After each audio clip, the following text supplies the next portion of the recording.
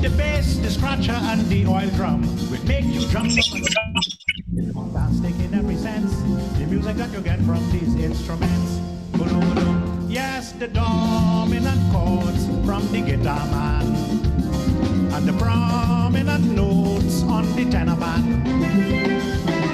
Music in the place is like hell to keep up the pace with the bass.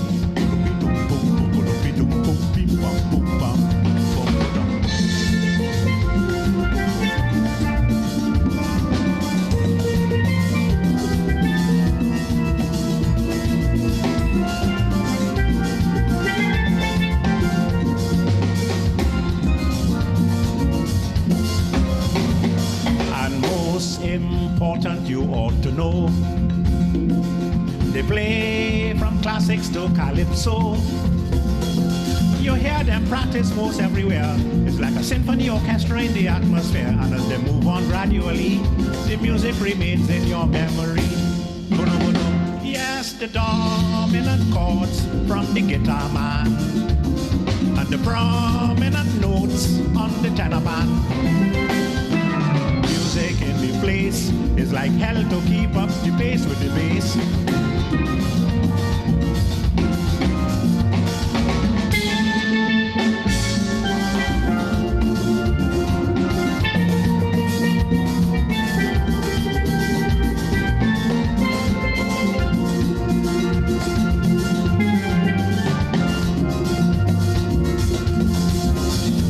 We have captains like Philo James and Ellie Manette, Tobiah, Neville, Jules, and Junior Bouchette, Kendrick, George, David Edwards, I must mention, and Tony Williams and Milton. They are giants musical.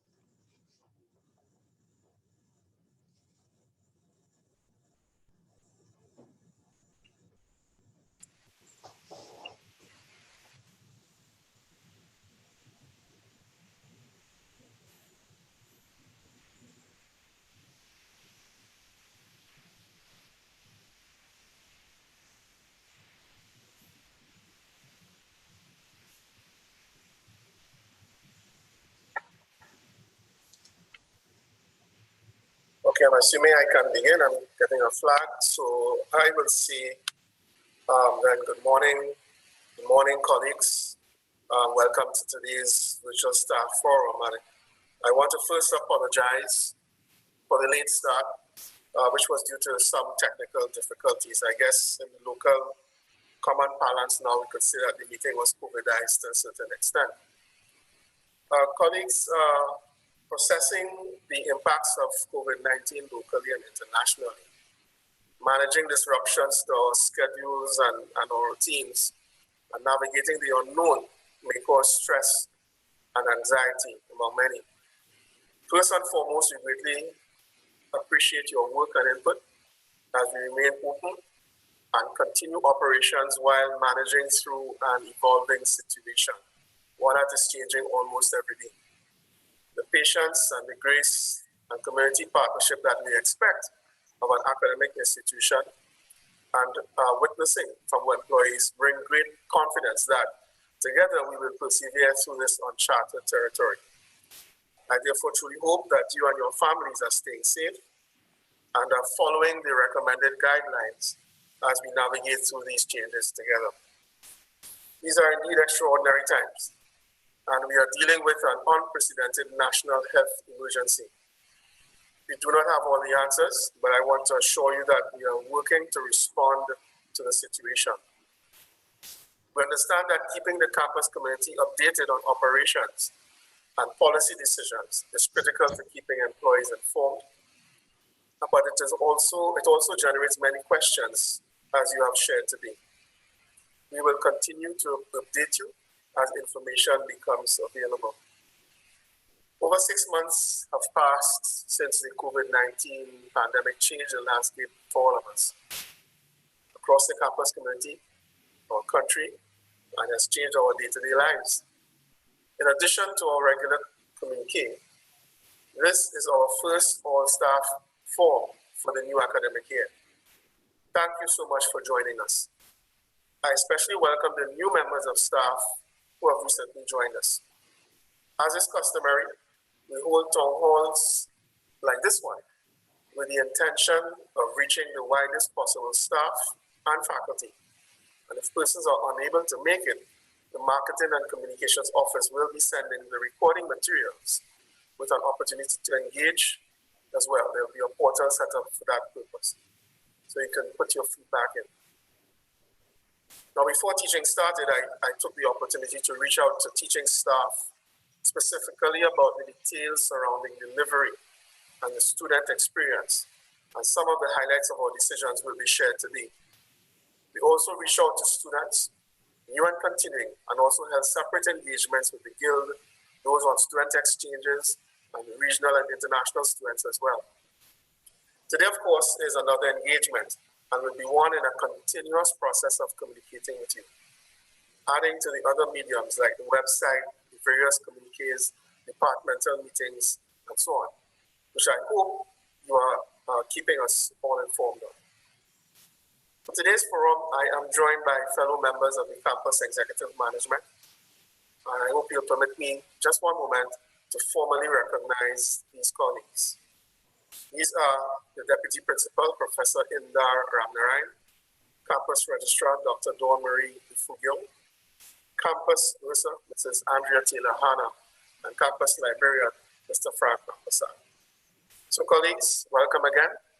And at this point, I want to hand over to the Director of Human Resources, Ms. Nicola Joseph, who will give an overview of how this morning's session will run. Thank you. Okay. Thank you, Principal. Good morning, colleagues. And I do hope you and your families are staying safe at this time. Continuing the format for these sessions in the past, today's forum is really about hearing from you. The campus principal and executive management team are here to share updates and answer any questions you have as we continue to navigate our current reality. Before we transition to a presentation from the principal, there will be two COVID-19 related presentations. First, we will have a presentation from Professor Christine Carrington, who will give some medical insights on the virus. And then we will have Mr. Rajesh Kanai, OHC Manager, who will update us on the campus COVID-19 response. I now welcome Professor Carrington.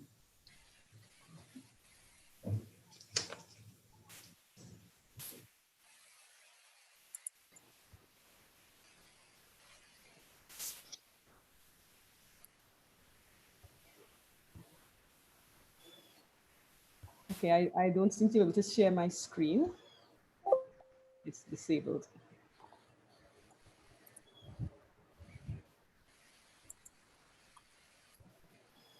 Right, okay, so let me get my...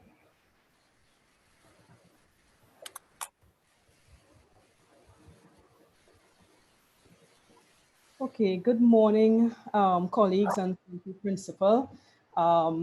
We have been living with COVID-19 now for about 9 months, and this whole saga began in China in mid-December 2019 when there was an outbreak of severe acute respiratory illness that was detected in Wuhan, the city of Wuhan. The disease spread very quickly, but before it moved out of China, they very quickly recognized that the disease was caused by a type of virus that belongs to a group of viruses called coronaviruses. And eventually that virus was named the SARS respiratory syndrome coronavirus, or SARS-CoV-2. And the disease itself was named coronavirus disease 2019, or COVID-19.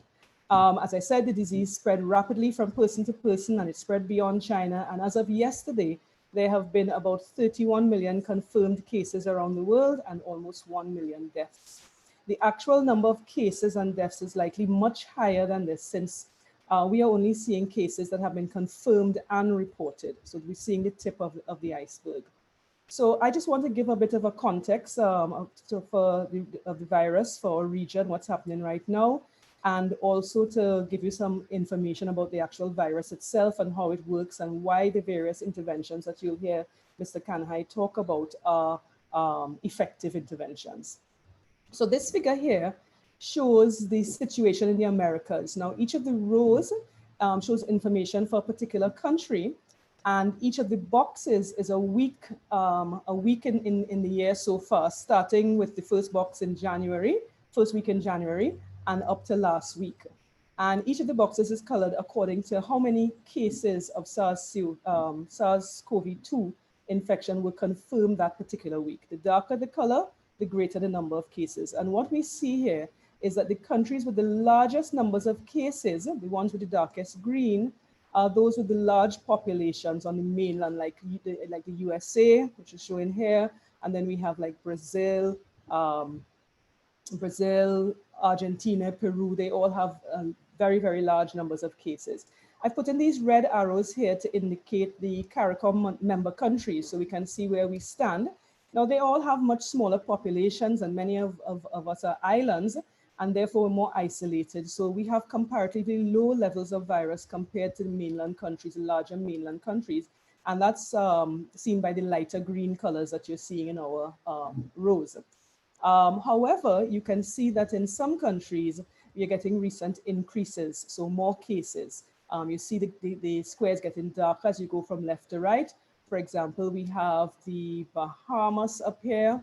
The same thing, we're seeing it in Jamaica, Jamaica right here, and also in Trinidad and Tobago. This is Trinidad here. Suriname as well, we're seeing an increase. Well, recent cases recently increased. Right, if we look at Trinidad in particular, this is our situation. This is a graph most people are familiar with. We had a small outbreak in the first part of the year, around March. We got that under control, and then we started relieving our restrictions, and we had the second wave that started in about August, late August, July. And this information here is up to December, 20th of September, so a couple of days ago.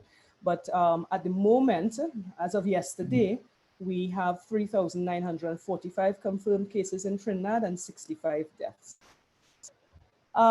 People often want to know, how do we stand in relation to the rest of the world, Trinidad and the region? There's some very nice graphs that you can get from the Johns Hopkins coronavirus website. And this graph here shows the observed case fatality ratios for different countries. That's basically the deaths per number of confirmed cases. So out of all of the confirmed cases you have, how many deaths occur. And you'll see here, along this axis here, we have the number of confirmed cases in a given country and the number of deaths in that country. So most countries fall within a case fatality rate of 0.5% to about 10%. And you'll see that Trinidad and Tobago here is well within the range of well within the range where most countries fall, between 0.5 and 5%. And in fact, our case fatality rate is lower than several other developed countries. So it's lower than Germany, it's lower than the USA.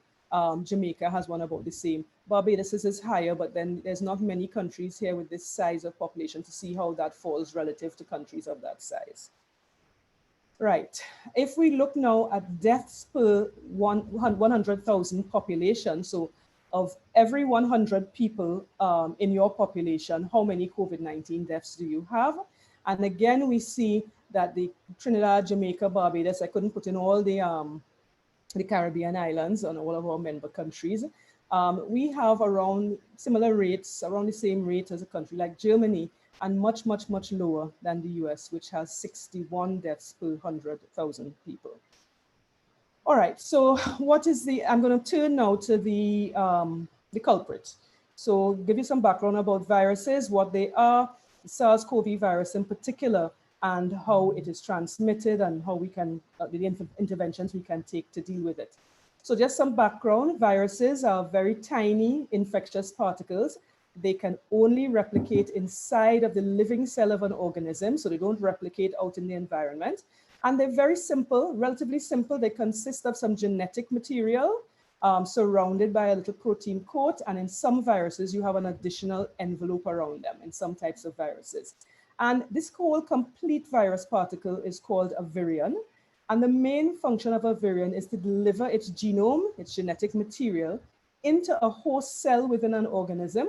And once it's inside, with the help of the host cell's machinery, it can be that genetic information is used to make new virions, new viruses. So when a virus enters a cell in an organism, it's basically hijacking that cell and using the cell's resources to make more viruses. It's basically reprogramming the cell to become a sort of virus factory. Now, there are millions of different types of viruses, and they infect all manner of living things, plants, animals, bacteria, other microorganisms. And to date, there are over 6,000 that have been described. They come in all shapes and sizes. And here is the coronavirus group of viruses to which SARS-CoV-2 belongs. Now, when we think about infections in everyday life, most people think about a sort of collection of symptoms that you get when you catch a virus. So you have the flu or you have chickenpox. But what is actually happening in your body when you have a virus? So what's happening is that at the microscopic scale, a viral infection basically means that viruses are using your cells to make more copies of themselves.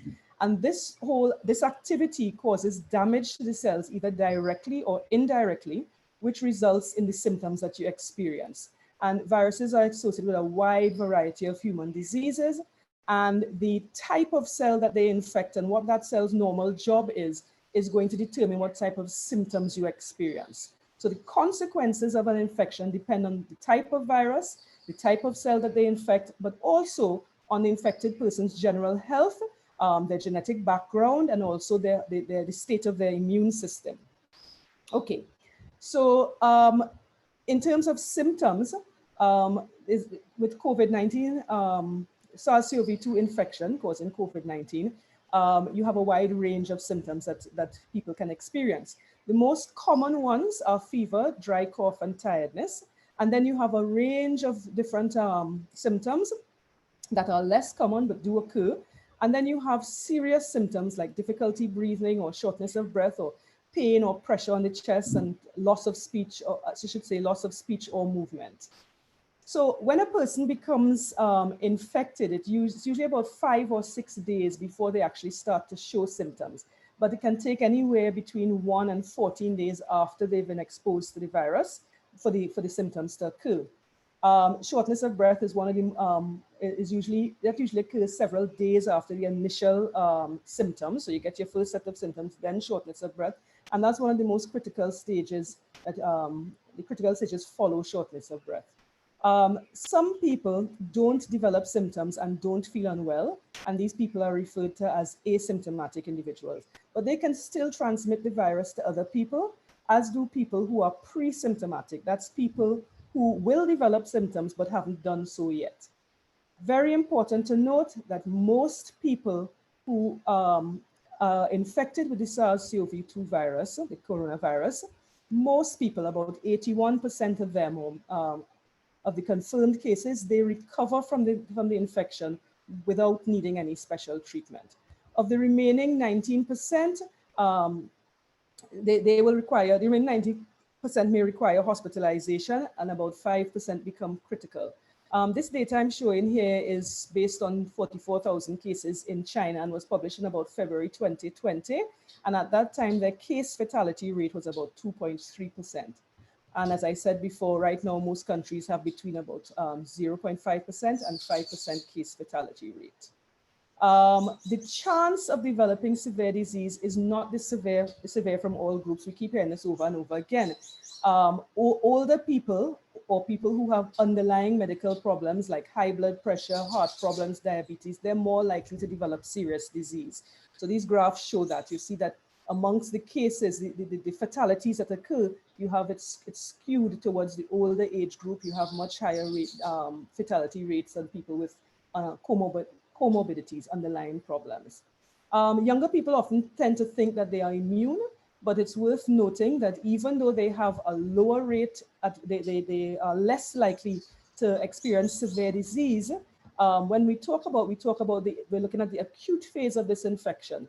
So you get infected, and as a young person, you're less likely to end up in hospital immediately. But we don't know, as of now, what the long-term impacts of COVID-19 infection are. And we're learning more and more that long after people are infected, they can have impacts, and even if the person had mild disease or severe disease. A lot of this is coming to light now. So younger people, you are not immune, and you should also take precautions, because you can also spread it to people who are vulnerable, and because you don't know what's going to happen in the future. All right, so how is this virus transmitted? It's a respiratory virus, which means it sort of resides, initially infects the lungs and the respiratory system, the upper nose, nasal passages and stuff. And it's transmitted by matter that is expelled from the nose and mouth when an infected individual coughs or sneezes or speaks or laughs or sings. In order to infect a person, though, the virus, so this is the virus coming out of this person. In order to infect a person, the virus has to get inside the body through an opening. It cannot penetrate your skin. So people can either get infected directly if the droplets from the infected person enter their nose, mouth, or eyes, or you can get infected when you touch a surface where the droplets have fallen, including, like, for example, somebody's contaminated hand if they cough into their hand, and then you touch your mouth, nose, or eyes. So remember, the virus can't go through your skin. It goes through your mouth, your nose, or your eyes. So your hands are important. There's still a debate about whether very small droplets, most of these droplets don't move very far. There's still debate about whether very small droplets can remain suspended in the air for long periods and travel longer distances and infect other people. This is so-called airborne transmission. So it's thought that airborne transmission is thought to be possible, especially in smaller spaces that are not well ventilated. However, the epidemiological data to date suggests that the vast majority of transmission is via close contact. So this sort of situation here, where you're within 6 feet of somebody who is infected. The long distance transmission, it may take place, but it is certainly not a major route of transmission. Now, the risk of catching COVID-19 from somebody with symptoms is higher. So it's primarily spread by droplets. The risk of catching COVID-19 from someone with symptoms is higher than from somebody without symptoms, but research has shown that the virus is able to be transmitted 1 to 3 days before symptoms appear, when someone is pre-symptomatic, and also by people who apparently never develop symptoms. So this is why we have two people here. This is a healthy looking guy, talking, and here we have a sick person. Both of them are infected, and both of them can can transmit the virus to others.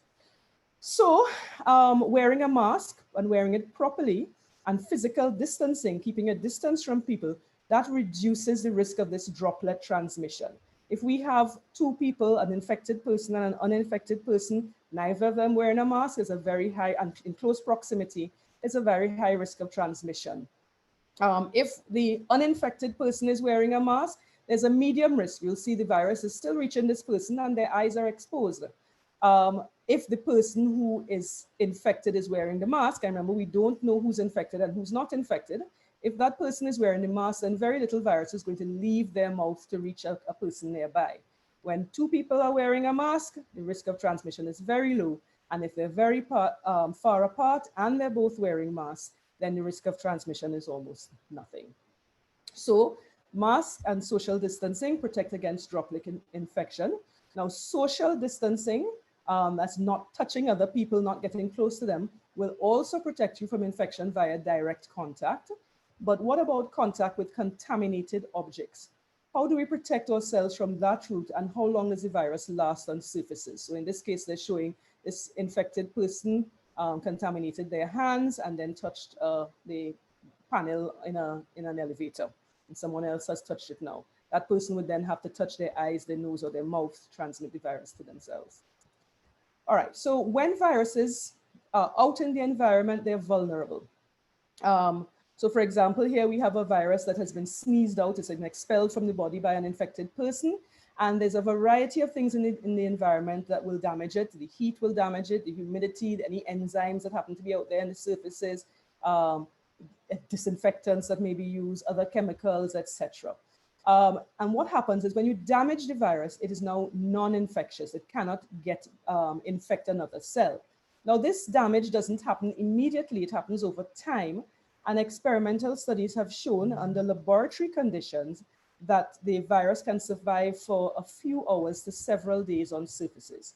It's very important to note that how long the virus lasts depends on a wide variety of things. It depends on the type of surface. Is it glass? Is it plastic? Is it paper? So that will determine how long it can last. It depends on the temperature. It depends on the humidity. It depends on how much light there is, etc. All these things are acting to help degrade the virus. It also depends how long it lasts. How long you can detect it for will also depend on how much virus you started with in the first place. Was it a little or was it a lot? So when you come across information saying that the coronavirus lasts 7 days or the coronavirus lasts 1 day on surfaces, what you have to remember is that those numbers were obtained, first of all, under very controlled laboratory conditions, and conditions out in the real world may vary. So the numbers are not hard and fast rules. Now, the good news is that coronaviruses are very easily inactivated by standard disinfection methods. People are often skeptical about this because they say, well, here's this killer virus here, and you're telling me to wash my hands and just use soap and water. How is that going to help? The reason it helps is that this type of virus, this envelope that it has out here, is made, it's sort of an oily, waxy type of material. So it's a layer of oil, basically. And we know very well that detergents are excellent at removing oil. And when you remove that, the virus is unable to infect new cells because it needs this envelope and the proteins that are in this envelope to enter a new cell. There's a bunch of other common disinfectants that we use that can kill the virus: ethanol, hydrogen peroxide, bleach will kill them within 1 minute. Heat treatment at 65 degrees also works, and a variety of other approaches. Keep remembering the virus cannot go through your skin. It has to enter through your eyes, nose, or mouth. And most of us, unless we're 2 years old or less, we don't go around licking surfaces or sticking things in our eyes and noses. The only things we tend to do with are our hands. So it is our hands that bring the virus to our face. So while we want to keep our surfaces clean and focus on keeping our surroundings clean, the more important thing is to avoid touching your face, which I know is very difficult, and also to wash your hands. Just to finish up, I just want to remind that no intervention is completely protective.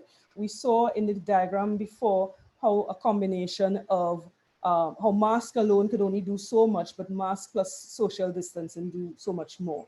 So no intervention is completely protective. And I'm sure we'll hear from Mr. Kanhai all the different ways you can protect yourself from COVID-19. We've heard them over and over again. So I will end there. Thank you very much. And I hope that was helpful. Oops. Thank you, Professor Carrington, for this very educational presentation. I'm sure many of our colleagues have found the information useful. Now I welcome Mr. Rajesh Kanhai for an update on COVID-19 campus response. Mr. Kanhai.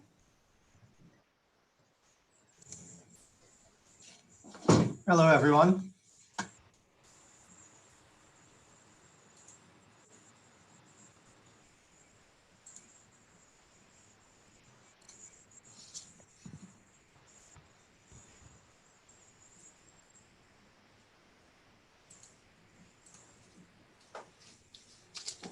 Good morning, everyone.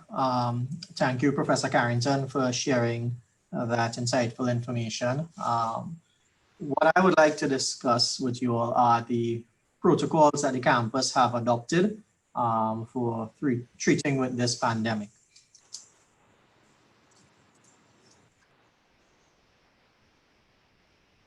Key topics that I would like to discuss would be first to reinforce the hygiene requirements that we have implemented.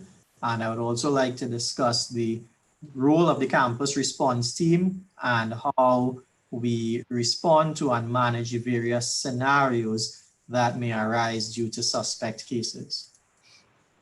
So very quickly, we as a campus have had to continuously adapt our response to this pandemic.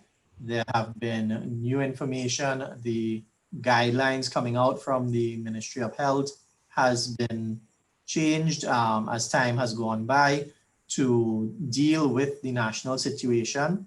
And as a campus, we have had to modify our response as well to ensure that we act in accordance with the guidelines being given to us. So Professor Carrington has very nicely shared information regarding how the virus behaves and what are the hygiene requirements. And they are quite simple. First of all, we know how the virus behaves. And if we know how it behaves, we know how we can stop its transmission. And the key things that we have to keep reminding ourselves of are the need to maintain our physical distance, constantly wear our face mask when we are out in public. If we don't feel well, we need to stay at home and seek medical attention when required. We need to wash and sanitize our hands as often as possible, and we need to maintain a cleaning schedule so that surfaces can be kept clean. So, as an employee, things that we need to be mindful of, again, stay home if you're not well. At the workplace, we need to ensure that staff or visitors who may be exhibiting signs and symptoms of the flu are sent home. We need to ensure that visitors sign our visitor register, so we maintain information as to who would have visited our site, should we need to share that information with the Ministry of Health. And any area occupied by a person who has shown signs and symptoms of the flu or who have been quarantined needs to be sanitized. We have conducted training for our cleaners in the requirements for cleaning and the requirements for sanitization, and we have to continue to be vigilant with this.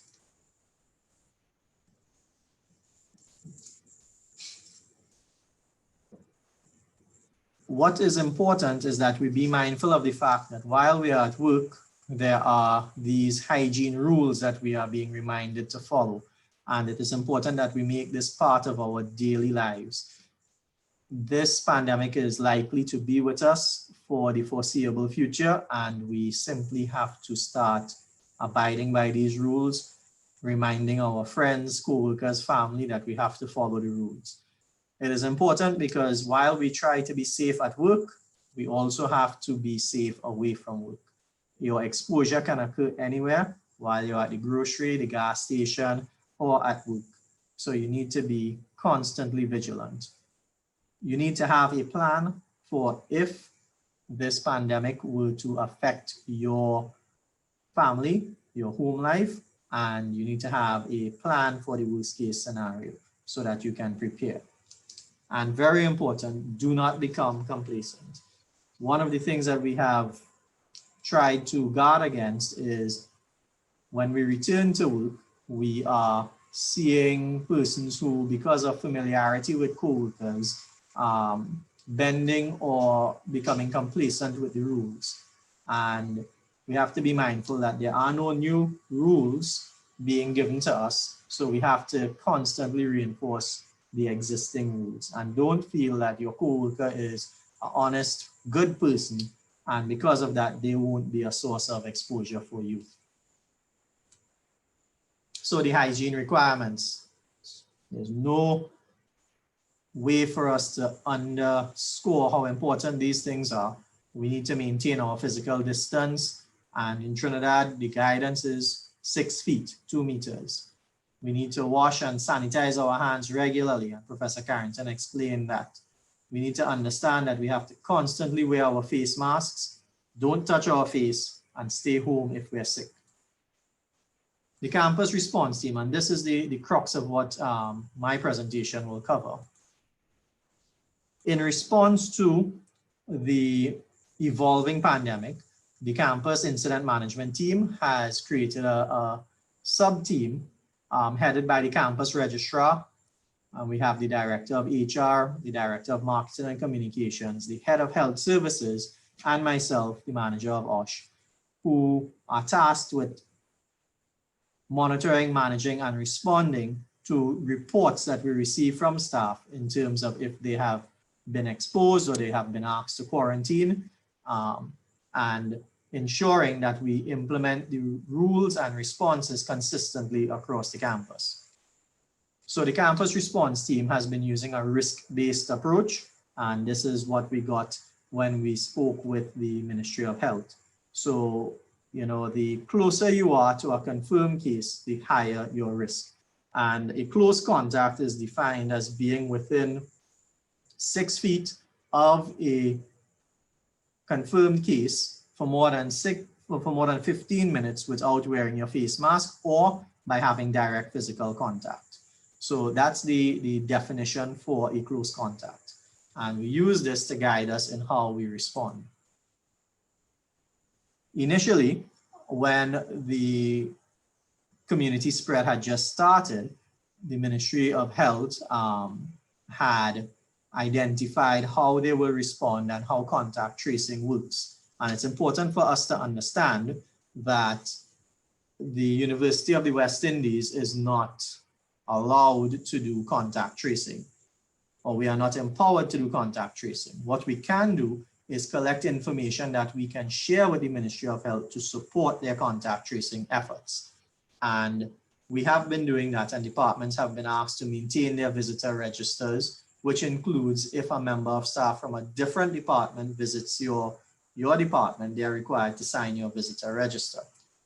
The criteria looked at your highest risk being a confirmed case, and then having primary, secondary, tertiary, or self-isolation cases where an employee stays at home because they're not feeling well.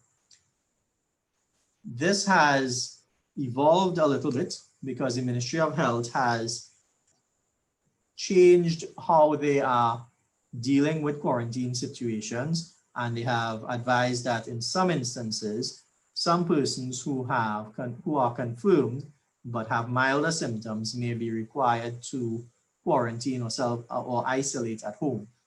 So now we are looking at different types of scenarios, and the scenarios could be along the lines of you are a confirmed positive case, you are quarantined and you have symptoms and you're tested, or you may live with someone who has been confirmed or quarantined. You are quarantined due to a suspected contact and you have no symptoms, or you don't feel well and you stay at home, or you were asked to stay at home because you have signs and symptoms of the flu. So the campus response team has a decision logic that helps us very quickly respond to the information that we have. And that type of information, I'll go through now. So once a report has been made, it's important that members of staff report to their heads of departments as soon as they have information to suggest that they are quarantined or they are staying home because they don't feel well. Sometimes we get these reports a number of days after the employee may have been quarantined. So let's treat with the first scenario. If there is a report that the employee has been confirmed as positive for COVID-19, the campus response team has to determine if the department needs to be closed and sanitized. And I'm saying that because in some instances, we may have received the information or the results may have come in sometime after the initial test. In between that, from the time the department becomes aware that an employee was tested or the employee has symptoms, the department or the space that the employee would have occupied is required to be sanitized. So at this stage, we need to now determine, based on the time that has passed and the rigor with which cleaning and sanitization is being done in the department, if there's a need to close. The campus response team will now issue a campus-wide and a departmental communication advising of the status. HR will contact the employee to provide necessary support as available, and the heads of departments will be maintaining daily contact with the employee to monitor for any changes and update the campus response team as required. If an employee has been quarantined because they have symptoms and they were tested and they are awaiting results, we will sanitize the occupied spaces, but there is no requirement at this stage for closure of the department. And I want to repeat that we have trained cleaning staff in the techniques and the protocols for cleaning and sanitization. The campus response team in this scenario will issue a departmental communication, and the head of department will maintain daily contact with the employee.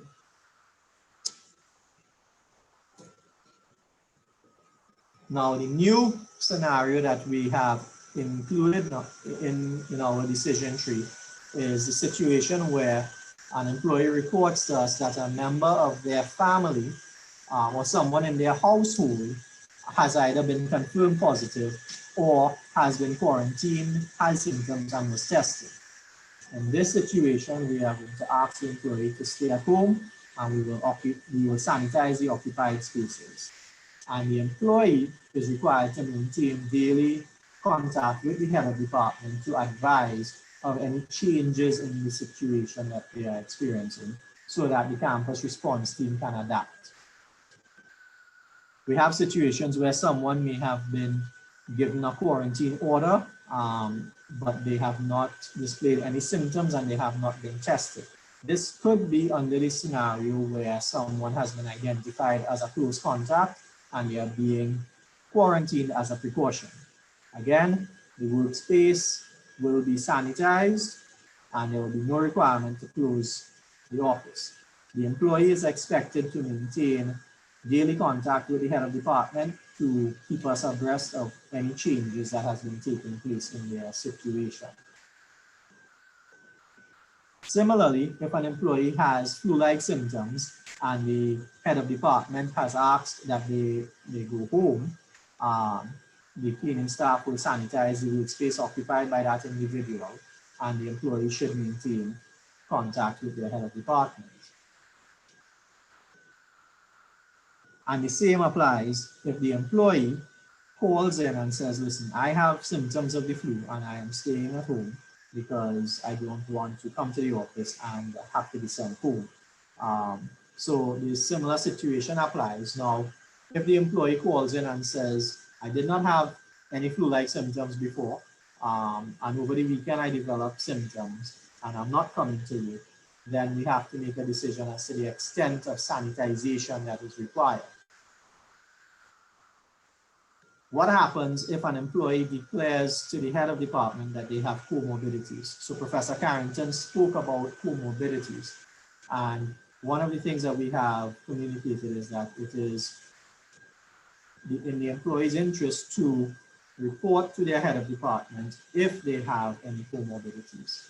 The employee produces a medical report to the head of department. The head of department will forward these reports to the campus medical officer, and the campus medical officer will assess the risks and advise the campus response team as to the necessary actions that should be taken, and we will then implement those actions. If an employee has to care for children or has elderly relatives that they are living with and they need to care for, the employee needs to make a request or to advise the head of department, and the head of department will seek guidance from HR as to how they can proceed. So these are the various scenarios that we have encountered and how we have adapted our response to date. Now, there is one thing that I have to point out as well, and that relates to the employee returning to work. So Professor Carrington has spoken about how post-recovery people may experience different conditions, and prior to returning to work, you need to engage HR to get clearance through the campus response team for returning to work. This is important because we have information from the Ministry of Health that says that they will issue a quarantine release letter in some situations, and in other situations they will issue a fitness to work. So we have been in communication with the various CMOH offices, and it is important that prior to returning to work, that we have the necessary controls and approvals in place so that once you return to work, everyone is comfortable. You as the returning employee, as well as your co-workers and the campus is comfortable that the risks to you and your co-workers has been effectively managed. These things have been reviewed in keeping with the Ministry of Labor policy on employees and COVID, as well as the OSH agency guidelines with regards to COVID-19 and returning to work. So I want to take a moment to share with you information that we will be communicating to staff on a weekly basis. The campus response team has been tracking reports of persons who have flu-like symptoms or who have been tested or quarantined. The information as of this morning is as follows. We've received a total number of reports to date of 73. So the campus response team has been monitoring 73 different instances where employees have advised that they were tested, they were not coming to work because they had flu-like symptoms or they have been quarantined. Of those 73 cases, 73 reports, 50 of those employees have completed their quarantine or have been cleared and have since returned to work. So we have a total of 23 employees who are still away from work because of varying stages of reporting or quarantine. Now, of those 73 reports, we have 5 cases that have been confirmed as positive for COVID-19. Of those 5, one of the employees has since been cleared to return to work, and there are 4 of them who are still at home. Of those 4 cases, 3 of them were quarantined between the 25th and 26th of August, and the last person was quarantined on the 2nd of September. So that is the information that we have as of this morning, and the campus response team will continue to monitor and manage any cases or reports that we receive relating to COVID-19. It is important that we all remember that we have to work together. We have to ensure that where we see the system or the response strategy or co-workers are not following the rules effectively, that we identify it so that we can all work together to implement a system that is consistent throughout the campus.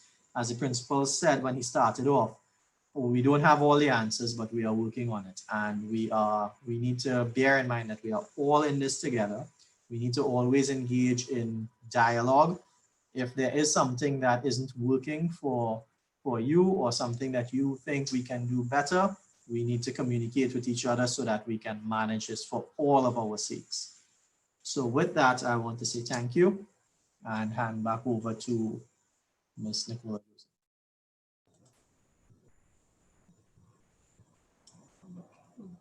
Thank you, Mr. Kanhai, for the updates and for providing some clarity.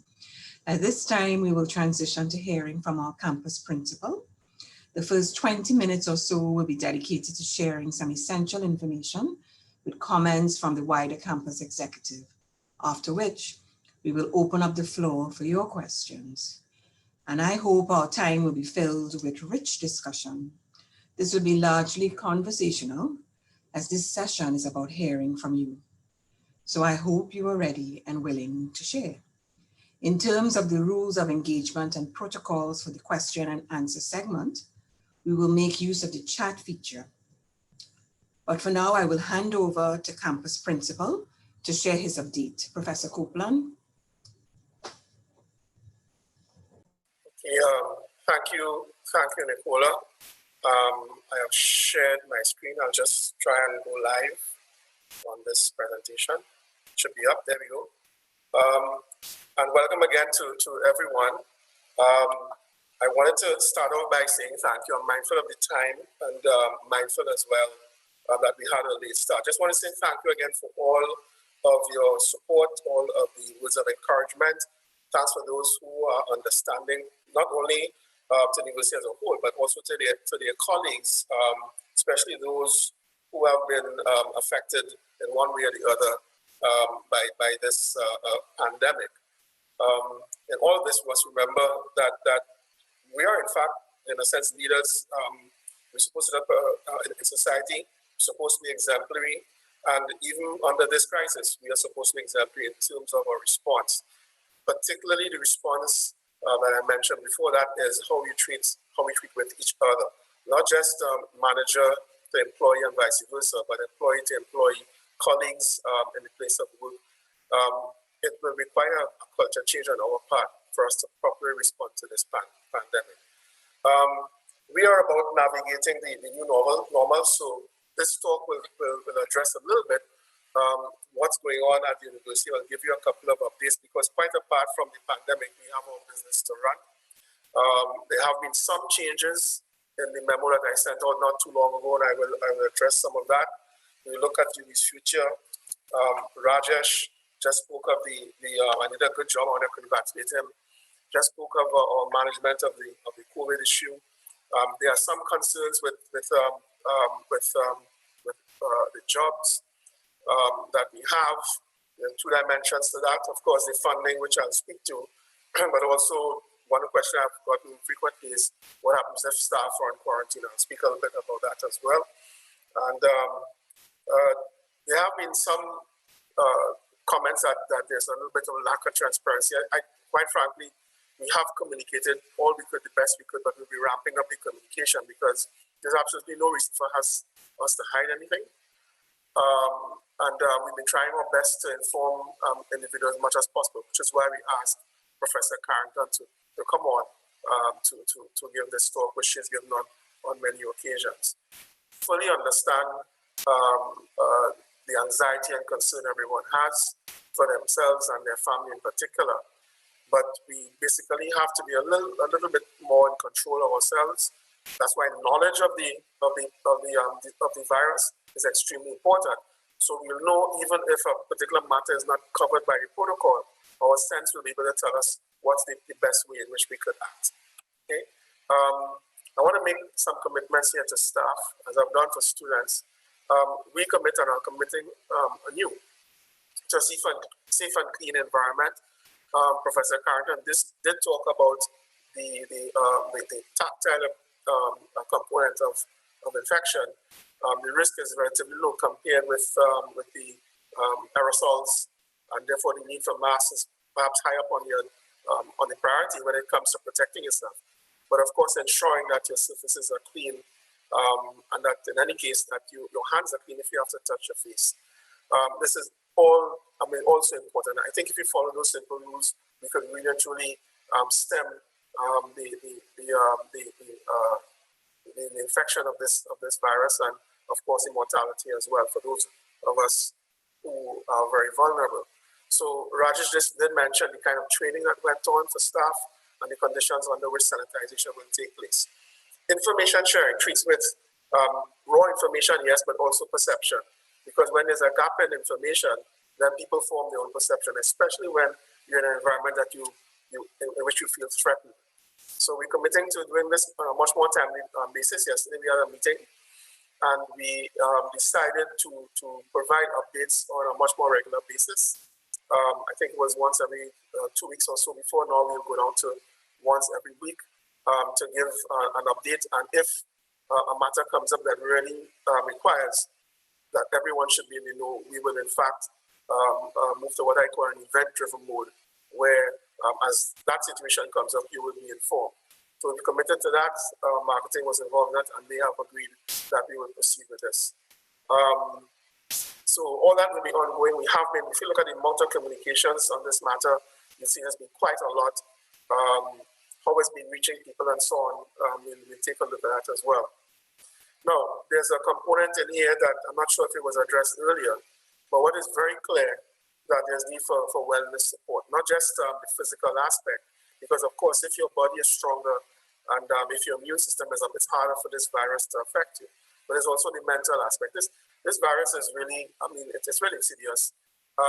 Social distancing is forcing us to do things that we're not designed to do. We are social beings. We like to know people around. We like the engagement. Even our family circles is forcing us to be distant. And there are ways to sort of compensate for that, but it has a mental toll. And that mental toll is even amplified if, in fact, out of panic or fear, we start distancing ourselves emotionally and otherwise from our colleagues and our families and our friends. And that I've seen happen, not so much on campus, I've seen it happen outside campus as well. We have to be very, very, very careful and very wary about that impact, because that mental impact in particular could be with us for quite a long time. It's harder to heal the mind than it is to heal the body. So SPEC will soon be launching their virtual wellness sessions. HSU also has sessions online. We have our EAP available. We're paying for it. Colleagues, please take advantage of it. That's what it's there for. I know there's a stigma about going to an expert to discuss your mental state and all that stuff. This is not the time for that, because that is how this disease will win if we let it. So please take advantage of all the opportunities available. We will inform you as soon as these sessions go online. Go and have some fun online in some cases. Go and treat with counselors, engage counselors in others, so they can help you handle your concerns that would have probably been amplified because of the COVID threat. I will talk about rotations in a while. The matter came up before it was mentioned in the memo, and I thought there's need to expand on it, especially following a meeting I had with OWTU last week, and some points they raised that I thought was certainly worth considering. And I will therefore speak to that in a bit. There's the issue of the treatment of staff on quarantine, and from the national discourse, people are talking about, well, what's the peer arrangement and so on. Right now, we are basically continuing to pay anyone who's on quarantine just as we were on lockdown. One of the points I wanted to make here is that our challenge in some areas is not as intense as it is for a company that is earning its keep on a month-by-month basis, have to pay salaries based on its intake in a particular month. We have a little bit of a buffer. We can't stretch it. We have to be very careful about how we spend, because we want to ensure that everyone is with us at the end of the day.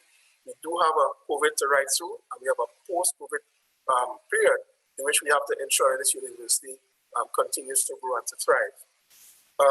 So we are going to engage unions as far as that aspect is concerned.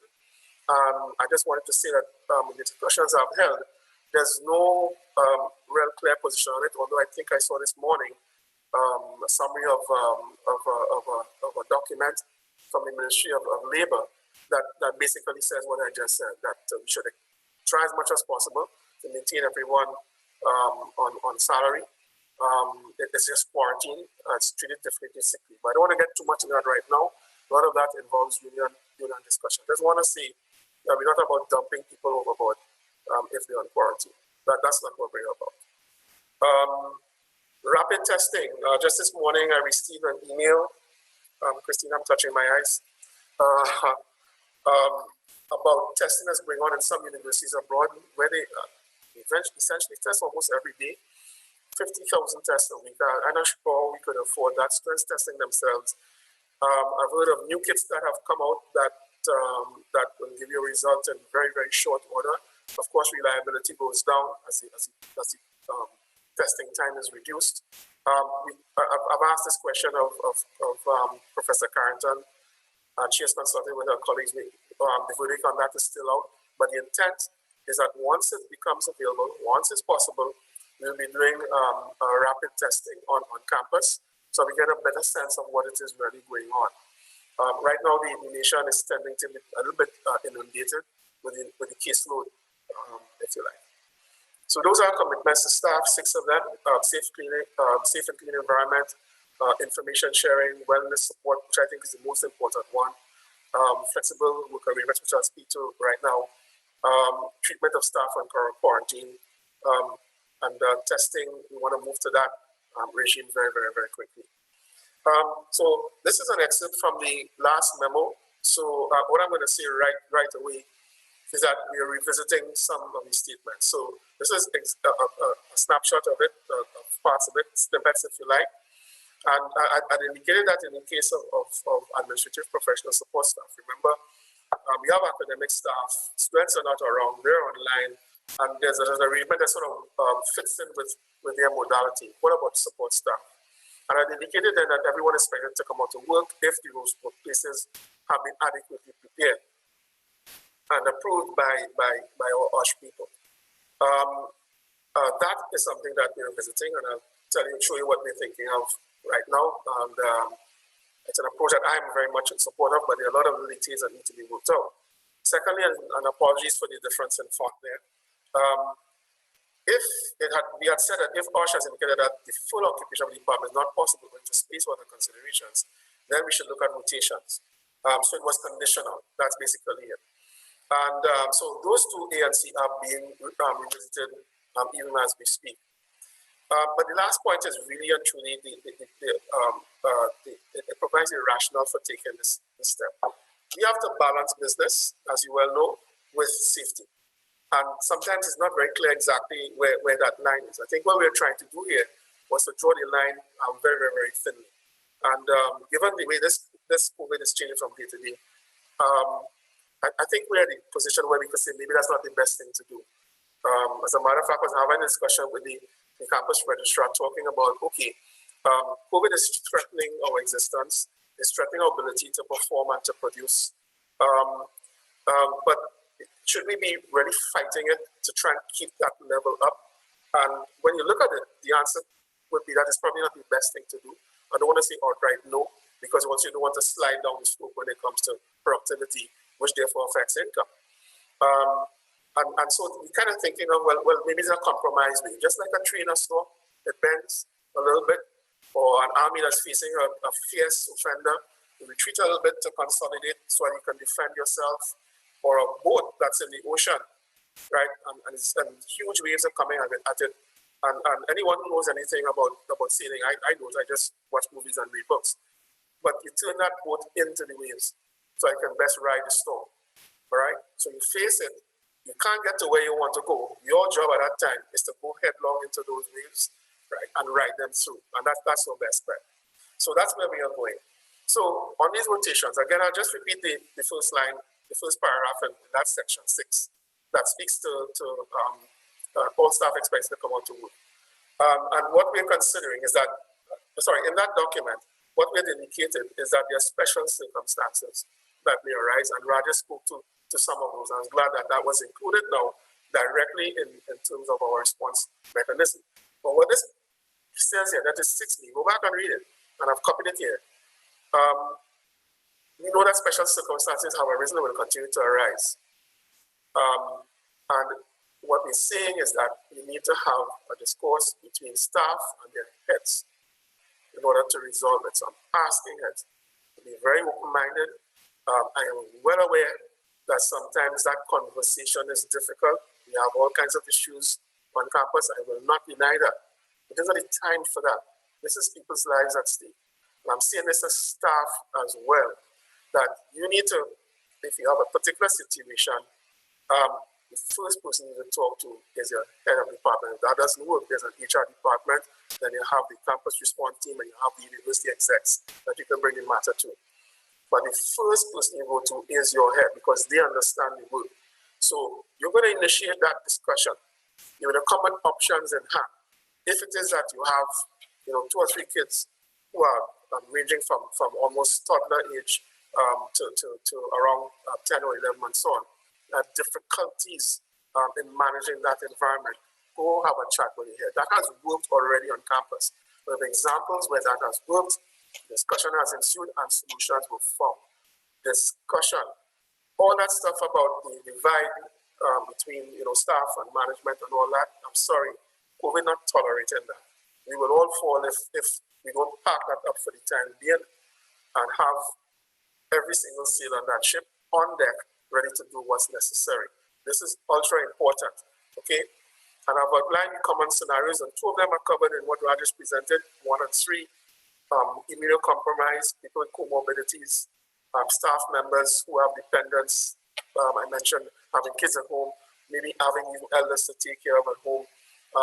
Remember, These people, if you have to have a caretaker, that's somebody else coming into the house. So there are challenges there. What about people who are commuting? Maybe something could be moved out there. But we recommend that those individuals, once you're out, and Professor Carrington gave us guidelines for when you're in public, that mask is all important.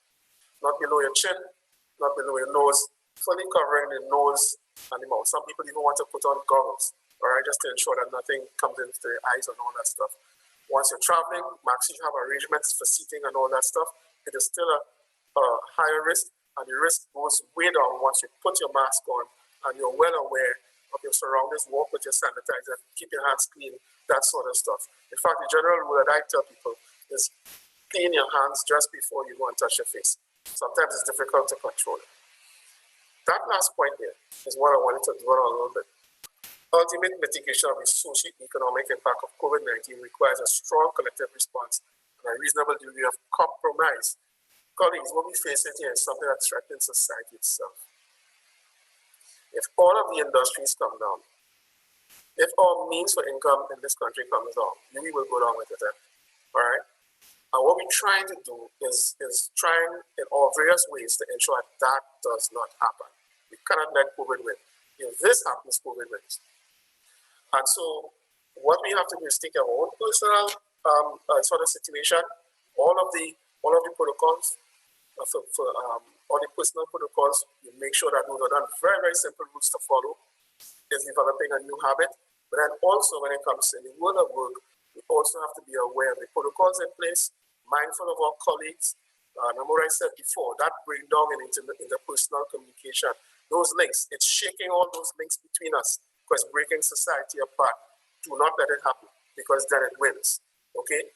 So we are actually, by doing this, also make sure that our country stays up. We have to do this. We have to have a space for our children and their children to live in after this has passed, okay? So now let's get to the rotations now. So I've been seriously considering this, and I've raised the question with the campus team, campus execs, on moving to an across-the-board strategy. Now, I wanted to be clear, this is not a fait accompli as yet. There are certain aspects to be worked out, and some of them I have listed here. The problem with doing that is that unlike if you come out en masse into your workplace, let's suppose your workspace is catered for, so all of the spacing is arranged and you have your protocols in place and your stands and everything is in place. Risk, yes, because once you're out, even in your home you're at risk, but at home now it's a more controllable environment. So that's 100%, let's say, you go on shift, let's say it's a two-part shift system, right? And we talk about how often it's done. Then it means at any one time, half of the staff at minimum, on duty, okay? That's the absolute worst case. So you could see that your productivity could actually take a hit. And it's possible for those at home, on the home shift, could also be working. But I suspect with the tools that are required and the provisions to be made and so on, we probably will get up to move from 50% to about 70%. But it's not zero. The pro with this, the real plus with this, and I have to thank you, WG, for pointing out this, well, there are several of them. First of all, the density of the staff on site is reduced. So you're moving from 100% occupancy, even if the place is well prepared, to 50%. Now the chance of infection is reduced even more. The second point is most important from the perspective of business continuity. Remember, we have to keep the business alive and we have to keep alive at the same time. This presents a buffer against total shutdown, which is when your productivity goes to zero. So if you are fully out and then you have a serious case inside that environment, then as has happened with a couple of companies, the whole unit will be placed on quarantine. Your productivity is zero. Well, close to zero at minimum. If people are working at home, then it's not that, but it's worse than having 50%. And the thing is that we don't know what's going to happen. So if you're running two shifts, then the likelihood is that if one shift is infected and you detect it, so it's still a chancy thing, detect it in time, that shift now would go offline. And the other shift, well, whether you have to decide what you do with them, whether you spread them over the two shift spots, which I don't think is going to work out or you keep them there. That's something we have not worked on at all. Not sure how to deal with that strategy. But basically, it means that you've protected half of your people right away. You've limited it. What I think this will also do is ease the concerns of staff who commute or have to take care of dependents, because at least you'll be home much more for longer periods than you are if you had to come out every single day. So if again you're working, if it's if the shift is every other day, or if there are 2 shifts, let's say, that's a better way to say it. It means that, for example, if it's on a daily basis, it means roughly half the week you're home, and that therefore reduces your problem by 50%. There's a compromise inside there that we're going to have to accept if we move this way. There's some other considerations that I have question marks. I kind of like the Spanish way of asking questions, because you don't have to wait till the end of the sentence to see the question mark, right? It's in front, okay? So home shifts, working from home. And I've seen from the ministry that they're saying that they expect people on quarantine who can work will continue to work from home if we can so provide. So we seem to have some support there. But what it requires is that the head of department, the dean, the supervisors will have to arrange the unit workload accordingly. Accordingly means you know you are on shift. You know you're working on shift. You're not hoping that you can get everybody out per se. You know you're on shift, and you're going to realign the workload, get clear deliverables for people who are working on both sides of the shift. Okay, we may have to provision some people now understand these things cost, and I really would like to preserve our finances to ensure that we can cover all of the uncertainties coming down the road. So we need to look at that and to make the appropriate provisions. But if the workload is properly worked out, then I suspect that that the demand will not be as great as having everybody, for example, go with all of the equipment that will possibly to conduct their affairs and meet their responsibilities. So that second question mark there, let me ping it for you, right? That second one, the above can only apply if the staff is on quarantine. I mentioned that before, and it seems that the Ministry of Labor is supporting that. This one is really a big one for me. So when I spoke to WG, I went online and looked and found the site that spoke about, well, if you could not ship, there's an optimal way to do it. It's a bit complicated because it depends on how fast your institution is to respond to information about a COVID case. But they're recommending something like a day, or well, not so much a day, but a week. You can recommend as much as a month, which I can't see happening, not in our environment. But I'm thinking, and a couple of our colleagues on executive management have agreed that a week is probably what we should be looking at if we go to this modality. Now, what that means, it's great. If you have 2 shifts, one is working 1 week, the other one comes on the next week, right? It means that you're home for a week, all right? And that helps ease a lot. It's less tension to me than going in one day on, one day off. In the best of practice, you sanitize between shifts. So just in case, for example, somebody gets hit, let's say towards the end of their week, you sanitize. You don't know, you might even know, but you sanitize and write out that possibility of transmission to the second group that's coming in. So they're coming into a clean, sanitized space. Okay, now it is possible that both groups can get hit, right? People mix and mingle, all that. We don't know what's going to happen when they're off. But the probability of loss in business continuity is reduced if we go this way. So I kind of like the pros that it brings out, but we have to work out some of these details because I don't want to start and find that it's not working as well and cause all kind of issues that we did not see. I love analogies, and an analogy I've always been using is, and I'm sure we've all done this, you pull a string on a sweater or similar piece of clothing and the whole thing comes apart. Unfortunately, our business processes are not properly well optimized. And I've always said that, and therefore it's like that we can fall off. So we have to be very careful. I'm hoping within the next week we can come to you with information on that. All right. So we're in COVID.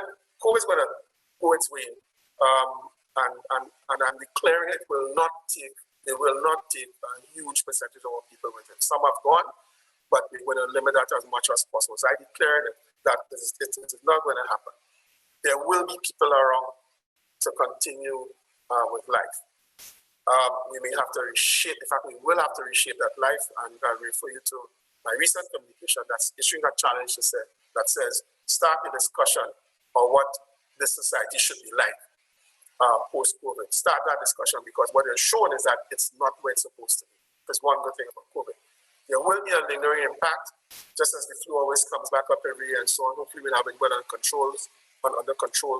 We're getting more and more indication from the scientific community that responses are coming. I saw a couple the other day that I'm very interested. I wouldn't be with that here. As a business, we will be maintaining a strong online presence. And we have already said that we will do this before COVID. COVID is basically telling us you're moving too slow. Move faster. Because when COVID is done, and universities around the world are already gearing for this, there's going to be a huge competition for that online education market. We need to have our share, because it's true that we will survive as a university. We're already saturating the local markets. 25 million people in the entire English-speaking Caribbean to take care of. That's a small number on a global scale. So this was bound to happen. When we go global, we take the global market. So we have to be prepared for that. That means our teaching staff, we have to ramp up their capabilities. Our support staff will be needed as well. Online does not mean that people are not needed. It means that you have to reorganize your work to suit. I'm reading the signals over the last 3 or 4 years from the government, and if I were to bet on gate, I would say that it's either going to be gone or there'll be a very limited gate provisions. I want to make it clear, this is not from information I have from anybody. This is just looking at the situation. We have to gear for that, and we have to show up our ability to bring in finances. Because of the uncertainty of gate, and I did mention the impact on our economy as a whole, we have to look out for a lot of turbulence, if you like, when it comes to subvention payments. And we have to prepare a financial buffer to cater for that. That's what you do when you're pretty sure that things will be going up and down. We've been there before. You saw what happened. We were basically at the point where we almost could not pay anybody back in 2017. I don't want to get there again, right? There may be some reduced enrollment in some self-financing programs. I'll show you the figures in a while. Most of those are postgraduate programs. The postgraduate cohort has fallen off even more than it was previously. It was dropping before, but COVID. Remember, these are people who are working, who are jobs, and some, they're actually watching their pennies, before they take on a program like that. So this last point, very important. We're going to resurrect the discussion with staff and unions for how to build that financial buffers. And the strategies we have are basically to look at the benefits that we pay. We may have to surrender them in order to make sure that we keep alive. We work with full transparency. Everyone will be able to see exactly what the situation is like, and we'll come to a decision on how this will work. If we talk about benefits, remember, we're talking about a buffer. Right now, our buffer is a month and a half. That means if government gives us 0, by the way, we can survive probably a month and a half or so. People say we'll have an update on that. That's not long. Typically, you look for 3 months to 6. So we have to build that to ensure that if those subventions vary, we have a pool we can draw from to continue payments to staff. If we have to touch the benefits aspect, we're going to have to be engaging unions and get to tell them it's time to open the gate because the situation is dire, and they're the ones who have to work with us to ensure that it happens. Just a quick update on the budget, because there's a lot of concern about this. This thing consumed our life for far too long. I mean, from the start of the year till about July, 6 months and more, just discussing budget issues, going back and forth. So finally, we listened to the comments from various unions, the concerns from staff. Look at our own situation compared to other situations across the Caribbean. The Vice Chancellor had, and I didn't think, well, I would not have signaled to everyone that I'm looking at a 10% cut, but when we look at a 10% cut, with what we expected to be student numbers coming in, it wasn't looking good for this campus at all. We decided to stick out at 0% reduction, basically keeping the same level of budget requests that we had coming out of TAC.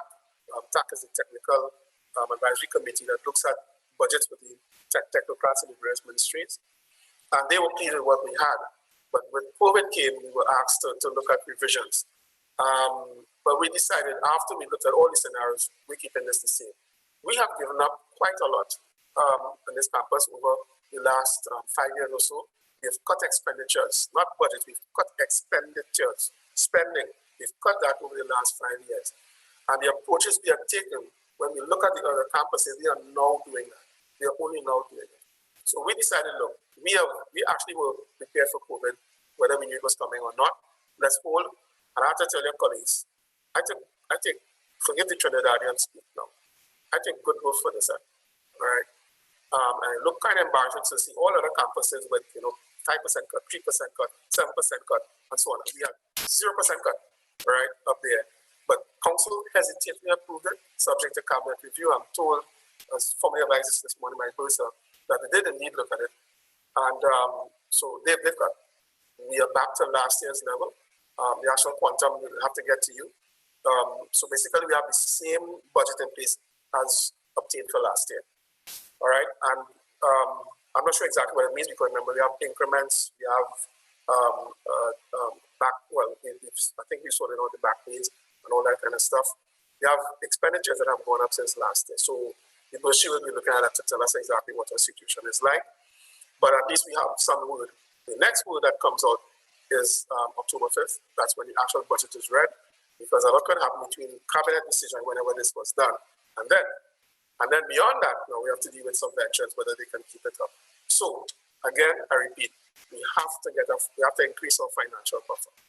Let's look at the other side of our funding, which is student enrollment. Our student applications are ongoing. I have to give kudos to admissions. I know they've taken a lot of flack from faculties and from others and so on, but COVID affected them too. And I know that they have worked very, very hard.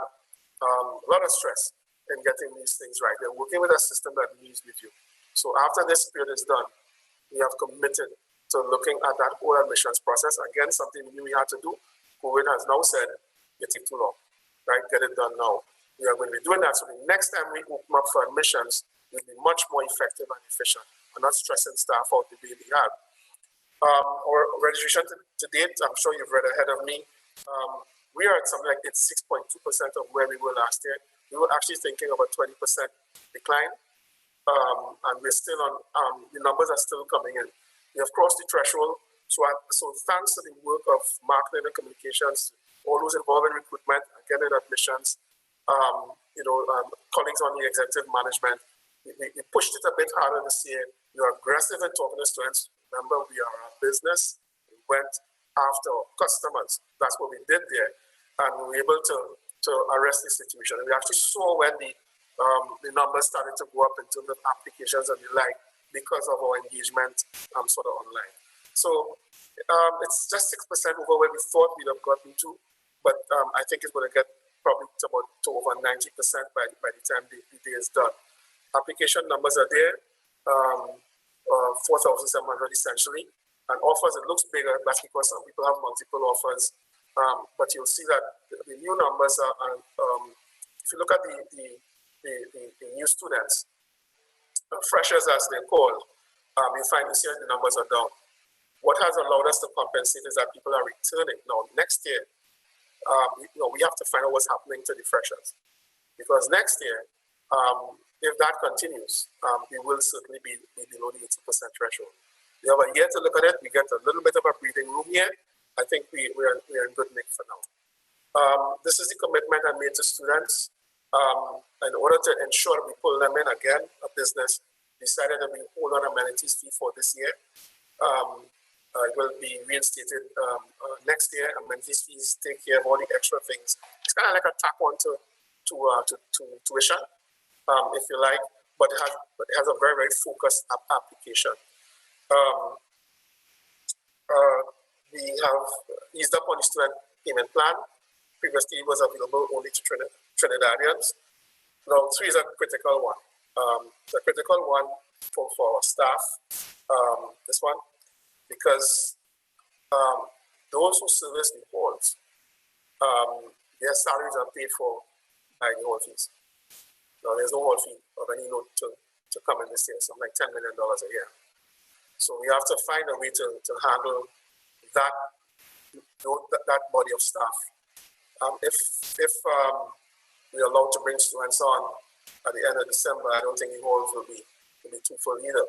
But we know that we're going to need these people around, so we have to find a way to support them. Just letting you know, and just to give those members of staff who are in hall support, we are not abandoning you.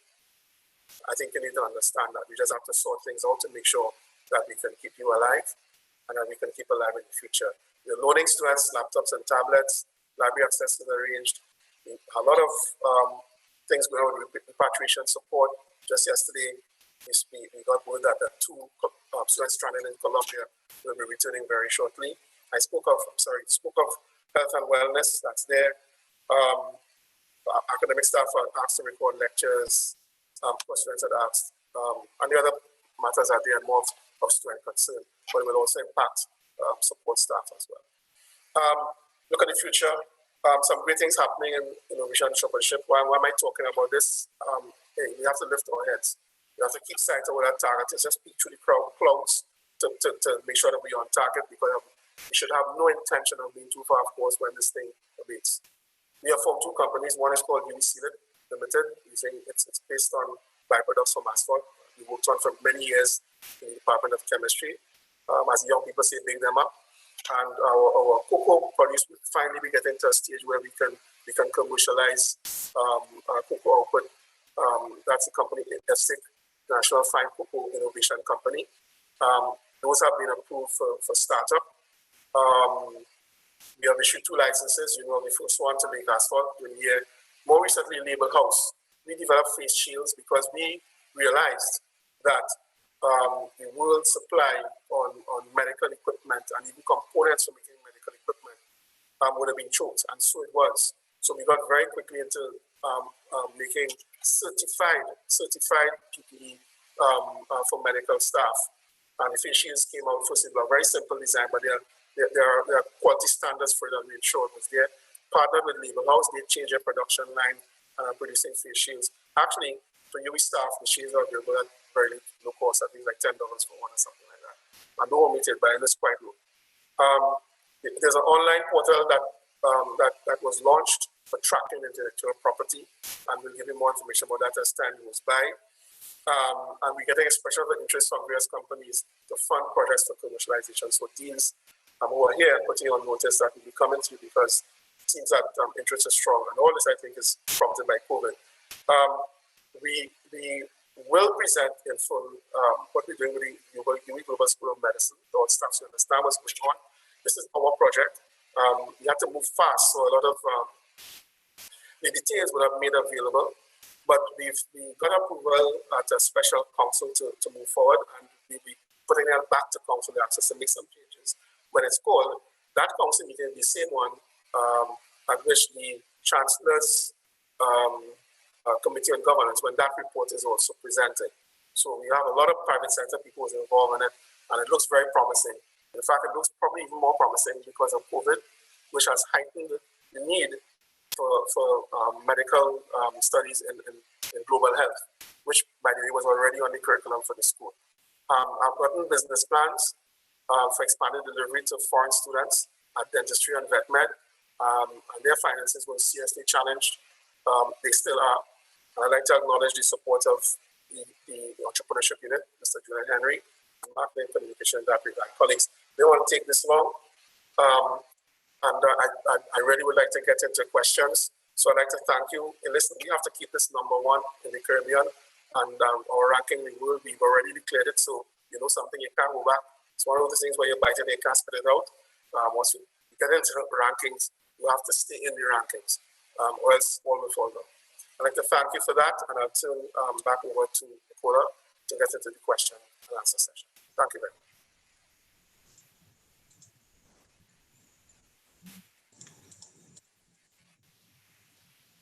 Thank you, Principal. Colleagues, we are at the question and answer segment, but given the delayed start this morning, we've added an additional 15 to 20 minutes to the session. Now, I know that we have had colleagues steadily joining this session, so I want to remind you of the rules of engagement and the protocols for the question and answer segment. Please refresh your page so that you can access the chat box at the bottom of the screen. That will allow you to place your questions, and there are moderators who will filter those questions so that we can present them to the appropriate person to respond. I want to start with some questions that we received from the presentation, related to the presentation by Professor Carrington. Professor Carrington, would you be able to take a few questions? Yes, of course I can. Okay, so three questions. The first relates to whether someone who has COVID-19, whether that person can be reinfected. Right. First question. The second question relates to whether wearing a mask aggravates persons with sinus issues or asthmatic conditions, and the impact of the virus on organs such as the lungs and the heart, etc. Okay, all right, thank you very much. Those for us? So Thank you. For the first question, in the case of when you talk about reinfection, what they're talking about is someone gets an infection with COVID-19, the virus is detected in their body, they recover, the virus is no longer detected, and the question is, I have recovered from COVID-19, can I become infected again at a later date? Now, there was a lot of speculation about this for a long time, and there were several cases where that didn't stand up to scrutiny. They were people who they detected virus material in them like a couple months after they had first been infected. It turned out to be just sort of debris from the virus. It was not true reinfection. But recently, there have been two reports, and I should say that they're both unpublished. They haven't been peer reviewed yet, but they look pretty intriguing and look like good evidence. There's one of them in particular where there was an individual who was infected in Hong Kong. They had isolated virus from him, and they had actually sequenced the virus. So they knew exactly what the virus looked like, the virus, the sort of genetic signature of the virus. That person recovered, and then several months later, he went to Spain, and when he returned, he was found to be sick again. They tested him, he had COVID-19, and they again sequenced the virus from him. And that virus was different from the previous one. Now, the virus evolves over time, and the different lineages in circulation. And it was quite clear that the first infection he had was related to was similar to the other viruses circulating in Hong Kong, and the second one was similar to the ones in Spain. Again, this has not been peer reviewed yet, but it does suggest that reinfection can happen. There's a second report as well. I haven't had a chance to look at that one closely.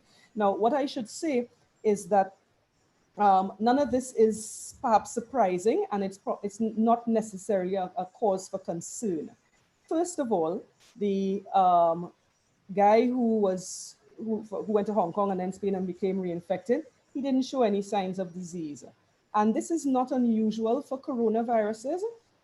There are other coronaviruses. There are even human coronaviruses that cause common cold that most of us don't know about. They're in circulation. And previous studies have shown that the immunity that you have to these coronaviruses wanes over time, and it is possible to become reinfected. But usually when you're reinfected, you don't experience the same illness. So the immunity gives you protection against disease, but not protection against reinfection. So it's not that surprising that this coronavirus might behave the same. We still don't know whether that's the exception or the rule. Is it just a few people this happens to, or is it that most people will go through repeated infection? Again, presumably with no major effects. So that's something that we're still learning about. The other question you asked was about, you asked me a question about wearing masks and whether that aggravates persons with, you said, asthma and sinusitis or respiratory problems. Now, I am not a pulmonary expert. I am not a medical doctor, I'm not a clinical person. So I think that question should be left to the people who deal with that. What I can say is that I believe it will depend on the severity of your condition.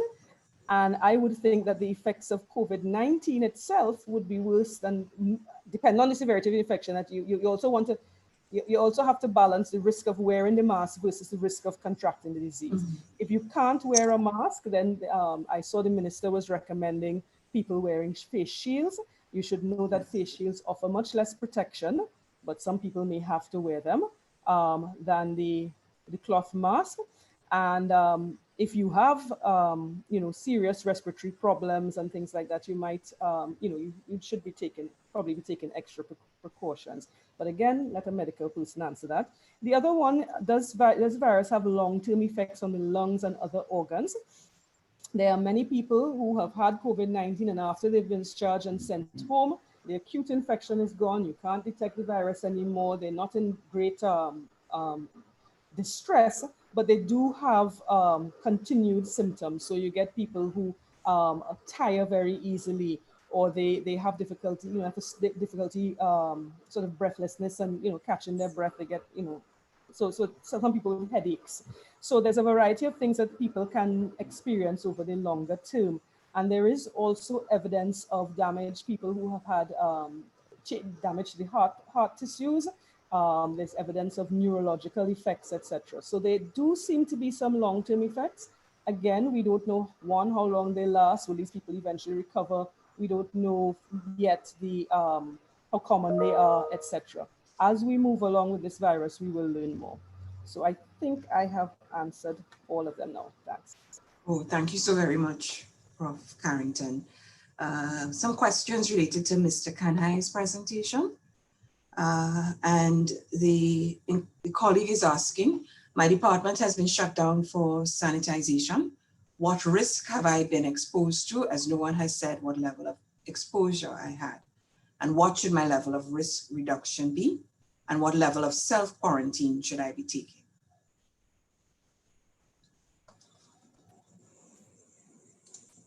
Okay, thank you. So to begin with, what the campus response team will look at is the risk. As I said, we use a risk-based approach. So we start off by looking at the initiating person, the employee who would have reported that they have been contacted by the Ministry of Health, have either been tested or confirmed. And based on the status of that individual, it will inform what actions needs to be taken. So I want to say that risk is dynamic, and the risk today, our understanding of the risk and our actions today may change in subsequent days based on new information that may come to light. So we take a risk-based approach. We look to see whether the person who has been in your department is confirmed or suspected, and what actions we have taken already. So if it is someone who has been tested and we have conducted a sanitization of the workspace that they have occupied, and the employee would have been at the workspace, as soon as they identified that they were not well, they would have been removed from the workspace, and the workspace was sanitized, and they went to get tested. Then we look to see, have you been adhering to the new normal hygiene requirements? And if employees have been doing that, then the risk of transmission has been managed as best as we can.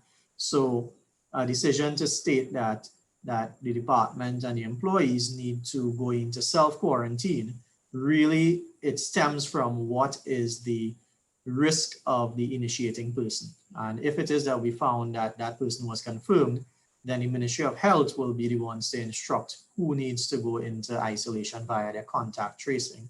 So just to repeat, that contact tracing is not something that the university is empowered to do. We gather the information to share with the Ministry of Health so we can support their contact tracing efforts. I hope that answers the question. Okay, thank you. Just two additional questions, again related to the campus protocols. When a person has contacted their head advising of possible exposure or confirmed infection, should the head treat this as a priority to have it communicated to all staff and have all areas sanitized? Because nowhere in the document speaks to response to resolution time. Excellent question.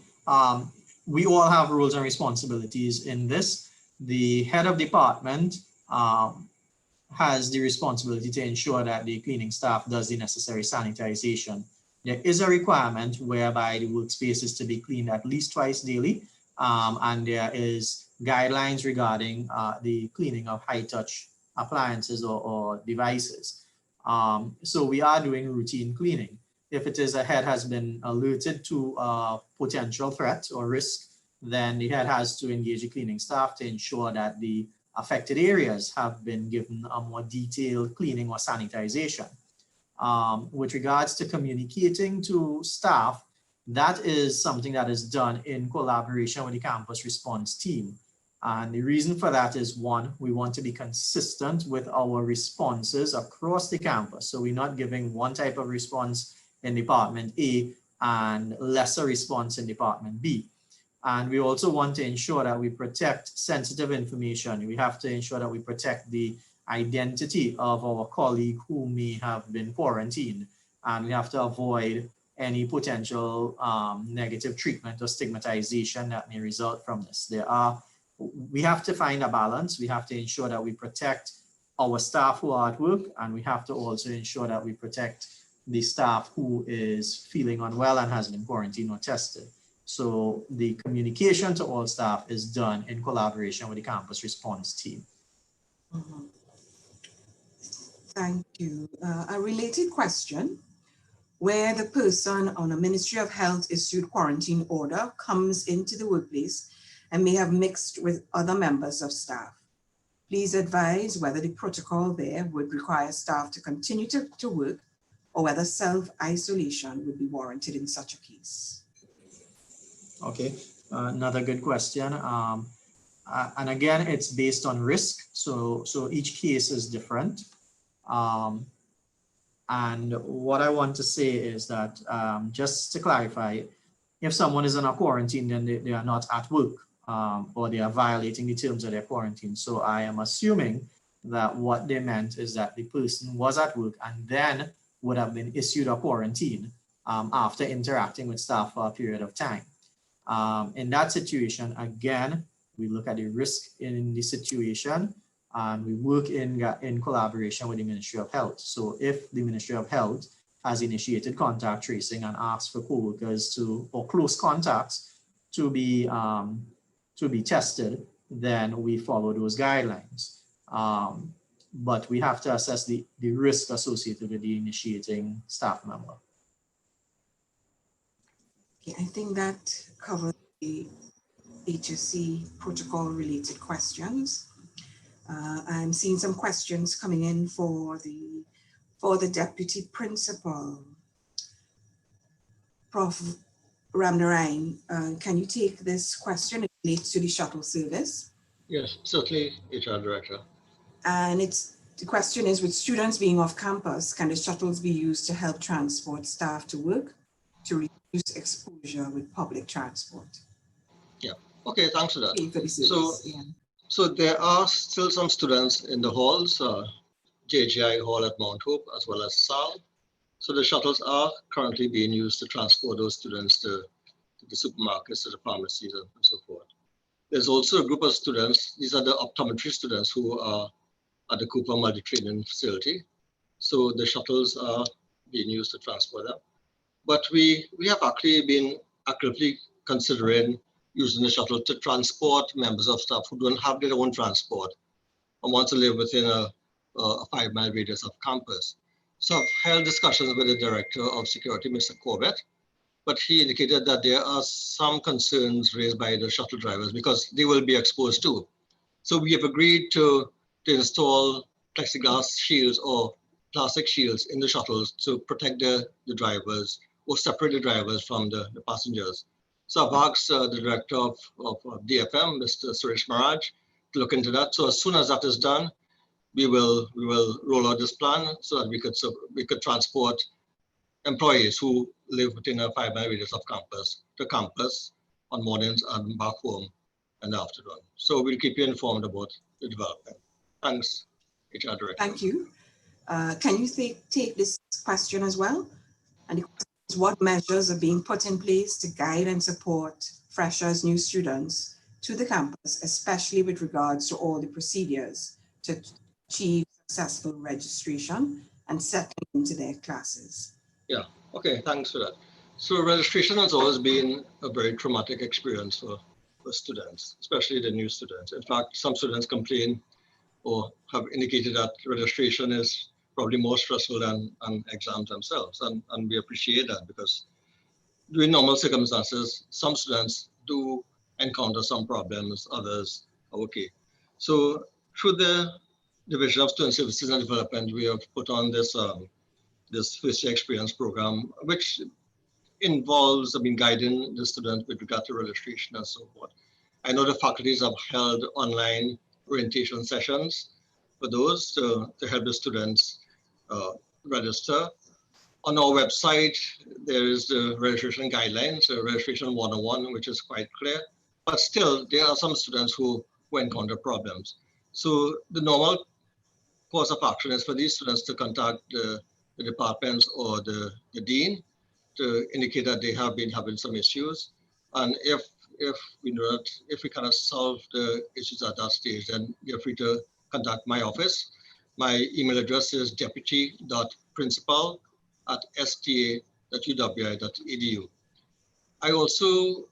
I'm also aware that admissions have a hotline or email address. So in case there are problems with offers, persons can send an email. And also those students who have not, or those candidates who have not yet received offers, they're advised to go online and track the applications, and of course the information will be there. So there are several ways in which these problems can be solved. Thanks, Director. Yeah. Thank you, Prof. Frank, for sharing those details. I know we have Deputy Campus Registrar on, Ms. Patricia Brown. Would you want to add any additional information, Mrs. Brown? Thank you, Director. Morning, colleagues. Just a little further elaboration of what the Deputy Principal has said in respect of how are we reaching out to our applicants. The admission section and the graduate Office of Graduate Studies and Research, we are embarking where our customer service reps are calling successful applicants and reminding them, yes, they have an offer and they need to come and get registered. Registration ends on October the 9th. This has been done to accommodate, we still have our CAPE students who are expected to have results, I think should be released today or before the end of the week. So we do have applicants who we are still reaching out to, awaiting their CAPE results.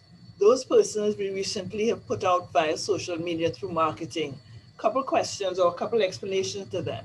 Because what we found that our applicants are not understanding what they're seeing on their online account. So we thought that we needed to give them a little bit of explanation. So we did put out some information via social media, explaining to them what it means when they saw, for instance, on their account, complete and ready to review, incomplete item outstanding, decision made and stuff like that. And I think it has helped because it is done recently. In addition to that, as I said, the customer service reps in admission, they are calling persons and reminding them, hey, we have an offer for you and we are expecting you and look forward to meeting you. So in a sense, we are trying to reach them almost because we see that our applicants, in spite of the technology, in spite of everything virtual, they want to touch and feel someone, and we are really trying to reach them in that way. Thank you. Thank you so much, Ms. Brown. And we have some questions related to the financial position of the campus at this time. And it may be for the principal or campus bursar to respond. And the question is, given the financial position of the campus and unofficial global recession, is the university considering retrenchment packages for ATSS staff? Principal, would you want to lead on the response? Yeah, sure, Nicola. That matter has not come up for discussion anywhere. And you're involved in meetings with unions and so on. It's not to say it can't happen down the road, I have to say. We have to be very realistic here. But as I said in the presentation, the intention is to hold on as much as we can, because we're also shaping the space going forward. There's a rationale for doing it. So I don't know if the bursar wants to chime in there, but we don't have that on our agenda right now. Right, that's my answer. Principal, I think that's a reasonable answer. We need to chime in. Okay. A related question, perhaps. We are hearing that there are problems to pay salaries. If this is true, what is UWE's plan on this going forward? Okay, that one I will give to Andrea. That one I would take. Yes. I am not aware that we have problems to pay salaries. We have more than successfully managed to pay the salaries of our staff and pay the back pay for the ATS agreement that has just completed. And in fact, this month, we're in the midst of paying the retirees, the back pay for the retirees. So we certainly haven't had difficulty paying salaries. The challenge, as principal indicated, is that's the past. The tomorrows are very dependent on the direction from the government and what happens at the budget reading on the 5th of October. Thank you, Busa. There's an expression of concern from a temporary member of staff. Perhaps it may be appropriate for the principal to address. The staff member is indicating, I'm really very concerned as a temporary employee about employment in light of loans and rent and everyday living. Principal? Okay, thank you again, Nicola. This is a matter that really will have to be finally resolved with discussion with the unions. And it's more or less the same answer as I gave before. That we're not even discussing those issues right now. We're just trying to make sure we have that buffer built up. As far as I could say, I tell you, I have approved the appointment of many staff on a temporary basis on PeopleSoft. Okay. I did indicate that there's a buffer of a month and a half. That still exists. We do know that government has maintained the level of its promises as far as the budget was approved last year. But if you're looking at a long-term discussion on this, then it's something that really should have been resolved by a long time ago, because there are legal, financial, and union issues to be pulled into. Okay, so I understand the concern. I think the concern is more the same as for everybody. Because as I indicated, if nothing comes in to the nation, then, well, where are we? So that's why I can say on it right now, and perhaps maybe we need to have a focus meeting with this body of staff just to get deeper into those concerns. But it's really about giving a sense of comfort with respect to their jobs. As I've indicated, I've signed off on all requests to hire temporary staff and renewal contracts on PeopleSoft that they went up to last night. Yeah. Okay, thank you, Principal. There are a couple of HR questions. I want to see if I can fit them in. Principal, you may want to add in terms of the response as well. The first question relates to members of staff who have served the university for several years. Why aren't we given the option to retire once we have completed the 33 and 30 years of service without affecting our pension? This obtains in the public service. The question doesn't provide details in terms of what category of staff and so, but certainly it will depend on the agreements we have in place. And it's something that we can look at. But at this time, we would have to go with the regulations that we have in place. But I will take this away. It's something that we may want to consider. In terms of persons who have exhausted their vacation leave and have to care for young children, they're asking about what support arrangements we can put in place. Now, during Principal's presentation, he spoke about the importance of the collective, of us working to assist each other navigate this new environment, this COVID-19. So I can certainly relate. I can certainly understand a parent being concerned in terms of homeschooling and having to care for a child, perhaps a child with asthma or so, as is suggested. And there are a number of options. The employee should reach out to their head of department, their supervisor, with possible options. There should be a discussion on the options, and options could include remote work from home, rostering type arrangements, a rotation, situations where you have both parents working in the university, and I am aware of employees who have been able to advance solutions which would have one parent off to take care of homeschooling and supervision of the child while the other parent works. So there are a number of arrangements that we can look at to assist the staff member who has utilized all their vacation leave and needs to attend to childcare, or even elderly parent or so. So I hope that answers the question. And then again, related to the principal's presentation, whether the campus is taking into account the overall anxiety of staff actually coming to work. Those who have to utilize public transport, those who are comfortable wearing a mask all the time, and maybe experiencing mental distress based on the regimented nature of the COVID-19 protocols. We want to assure you that there are options. There are options through the Employee Assistance Program, if you wish. There are options through counseling services outside of the university.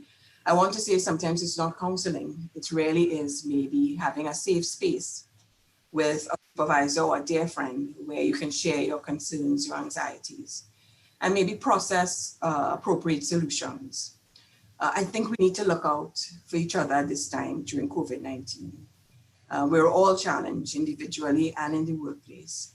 So we look out for each other and we provide support to each other. And if there are opportunities to modify the work environment or the modality to provide some ease to the staff member, whether that is rotation, as principal mentioned, a roster arrangement, or work from home, we consider those options as well. Please don't hesitate if you feel that HR can be of assistance. We can certainly be that air, and we can certainly direct you in terms of accessing the EAP.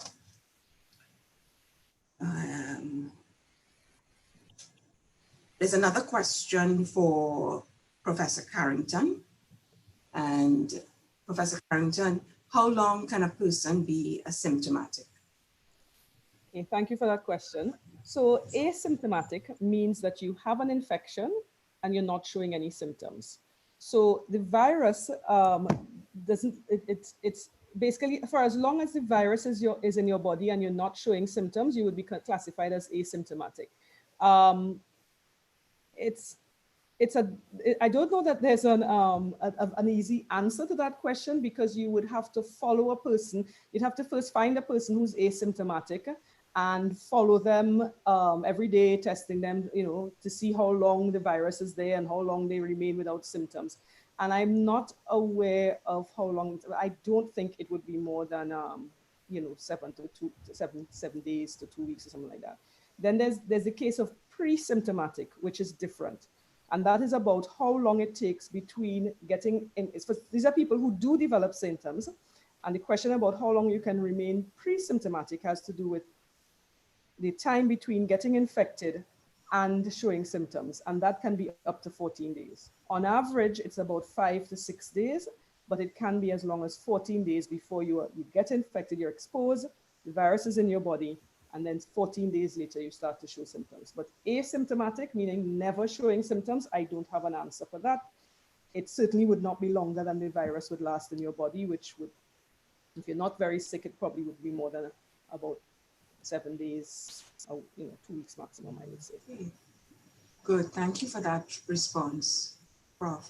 I have a question coming in for the principal, and it relates to the Debe campus. The question is, what is now happening with the campus in Debe amidst COVID-19? Is there any expenditure at this time for the campus? Okay, thanks for the question.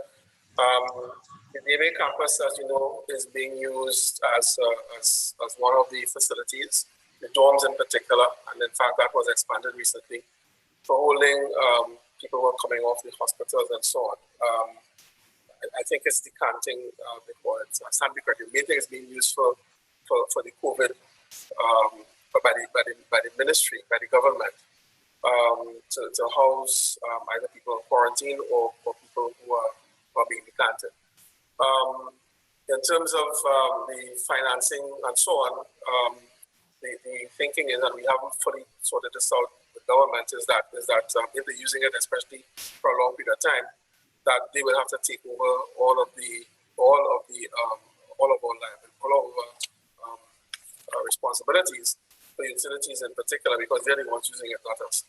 All right. So the answer is that it's not fully quite clear, but the intention is that government will have to take up that for the Gay campus. Now, I thought it'd be more concerned with when we are able to get back utilization of the campus, because we've done quite a lot with it. We are thinking that the school is going to start 1 year later, because we expect by then that the COVID would have subsided, we get the campus back, and we can start moving to build on this going forward. Right now, Musa could probably tell us, but it's not a load, I think that has to be signed off going forward. Okay, thank you, Principal. There's a follow-up question to the Bursa, Campus Bursa, and it relates to the financial buffer. What is our current financial buffer then with regards to salaries? That is, how many months are we capable of paying salaries in the near future? Right.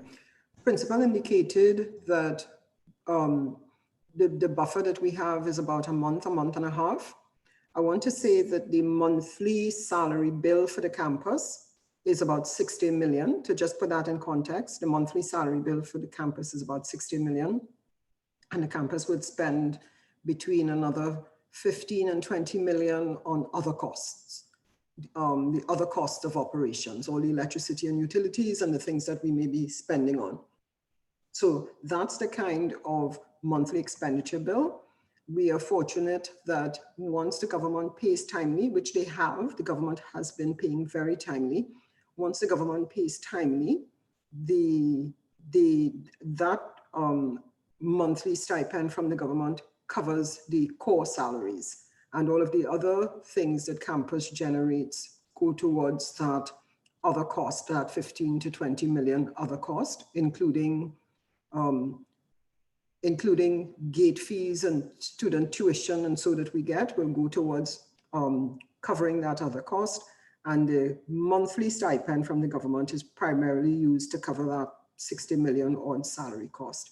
So I hope that helps explain so that you understand the dynamic that we're working with. Thank you, Bursa. Certainly clear, greater clarity there. There's a question as it relates to retraining, retooling of staff, and a suggestion that perhaps office assistants can be retrained to assist in other areas such as DFM. And that's certainly something that as a campus within HR, we can look at opportunities for retooling our staff given the COVID-19 pandemic. So that's certainly something that we are willing to look at, to explore, just to support the campus and our staff at this time. An additional question, perhaps this question should go to either campus registrar or campus Bursa. Are there or will there be staff loans to purchase computer equipment with payments deducted from salary? Bursa or registrar? I can take the staff loan question. That is probably a possibility and an approach that a staff member can take. We do have a staff loan process. It's a loan that is payable monthly, well, over a year. So it's generally the size of a salary and it's payable over a year. So yes, the staff member can avail of a loan to facilitate their payments. If the question is if we have considered an additional loan facility for things like computers, no, I will say that we haven't discussed that. We haven't had that conversation, but we certainly can look at using already established facilities, which is your capacity to take a loan to support the need for all this additional IT equipment that families are finding themselves challenged to provide to be able to educate their children going forward.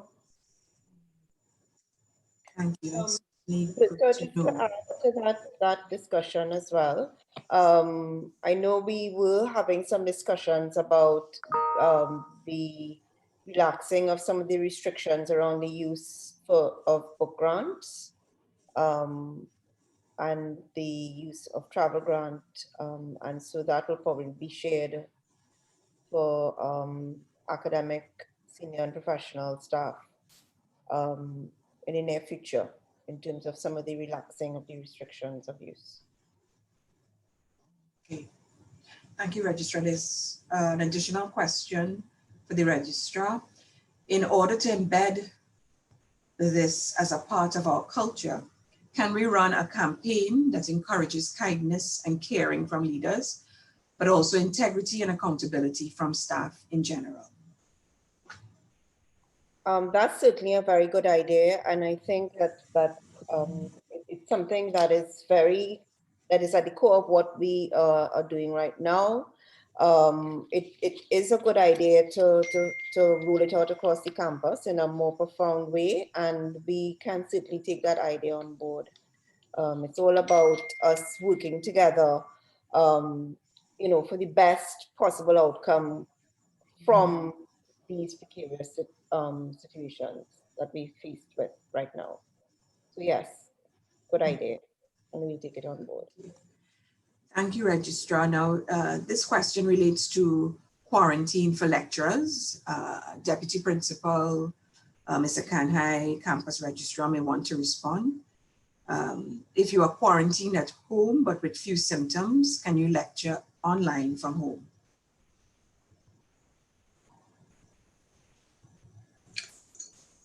I can take that.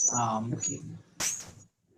When a member of staff is quarantined, one of the things that the Director of HR had said earlier on with regards to leave is that a member of staff can be asked to work remotely. And if you are quarantined and you have no symptoms, you can definitely work from home, work remotely. This applies to any member of staff once they are able to work remotely. Okay. Okay. There's a question for Campus Principal, and it relates to Chancellor's Commission report. How soon will the recommendations from the Chancellor's Commission report be put into effect? Okay, thank you, Nicola. That report was only just, Council still has to see it. Now, as you know, previously Council meetings were just once a year. We've had, I think, two, at least for the year already. So we see things have changed already. It's out for comments, and therefore it has to go back to Council to take those comments in before being refined into a document that can move to the next phase, which is by way of, and they have recommended an implementation committee. So if I give you a date on how soon you'll start to see implementation, it will be a guess. So I will give you a guess. Just know that it's a guess, and I don't see it happening before 1 year. This is a university that sat as like a tub sitting in the mud for what, 60, 70 years. I sit in the mud. If I try to lift something that's been in the mud for all that time, it's a huge effort to do it. So I think we will start to see some changes. It's not going to all happen at once. Start to see changes, I suspect, within the year.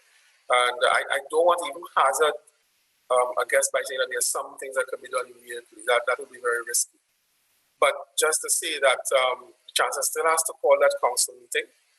And then the council meeting will have to agree, and then there's an implementation committee, which is going to take some time. It's going to take some unraveling. Okay. That's. Okay, thank you, Principal. I think that covers some of our most of our questions. I just want to thank all the contributors for their collaboration this afternoon. We are committed to addressing all the concerns that were raised, all the questions that came in, and we will do so in an upcoming communique. It has been my pleasure to moderate this afternoon's session, and I will now ask the campus principal to offer his closing comments for today. Thank you. Okay, thank you, Nicola. I'd like to thank everyone who has been on this meeting, all of the panelists who have offered their questions. Like some of the questions had me thinking quite a bit, and I know that we'll be taking them on for consideration to refine our process going forward. So I really want to thank all the participants for that. Remember as well that we do have,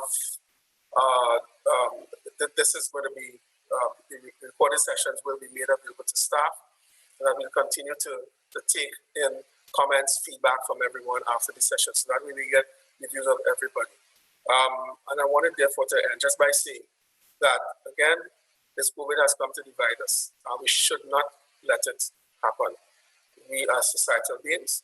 We will maintain at least that. It could change society in the way it's formed, which actually could be a very good thing. But we should not let it continue to divide us as I see it has been tending to do.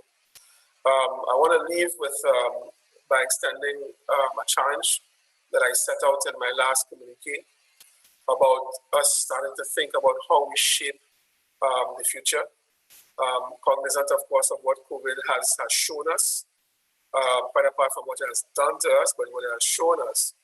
I want to also extend that and focus it. Those of you who are in the social sciences, looking at society, looking at the economies and so on, economics, I'm focusing that challenge as well, not excluding anyone, but asking the question, especially for those in economics. I think this is my personal view. When you look at what's going on, look at the same questions we got in here. People are very concerned for their jobs because of a pandemic that has upset our lives. This is always something that can happen. I've spoken to this many times in the past about the worst that can happen to society when we have to basically face, possibly even damage the society itself and rebuild it. Well, how is there a different economic system that we could fashion that takes care of all of the inequities that we've seen coming out from the one that we have now? That vast and increasingly vast spread in terms of income inequality issue. Is there a way to get around that? I'm not even sure what's the best question to ask because I know that there are all kinds of drivers in these things. I don't want to get in an election right now. And similarly and relatedly, those who are experts on societal systems and so on, what can we fashion a better society, even if it's on paper, to describe it, not too ideal, of course, because it wouldn't get implemented. But is it time we really actually shake off, all of those past paradigms that we had, and think of something anew that will move us all up as human beings to a higher level?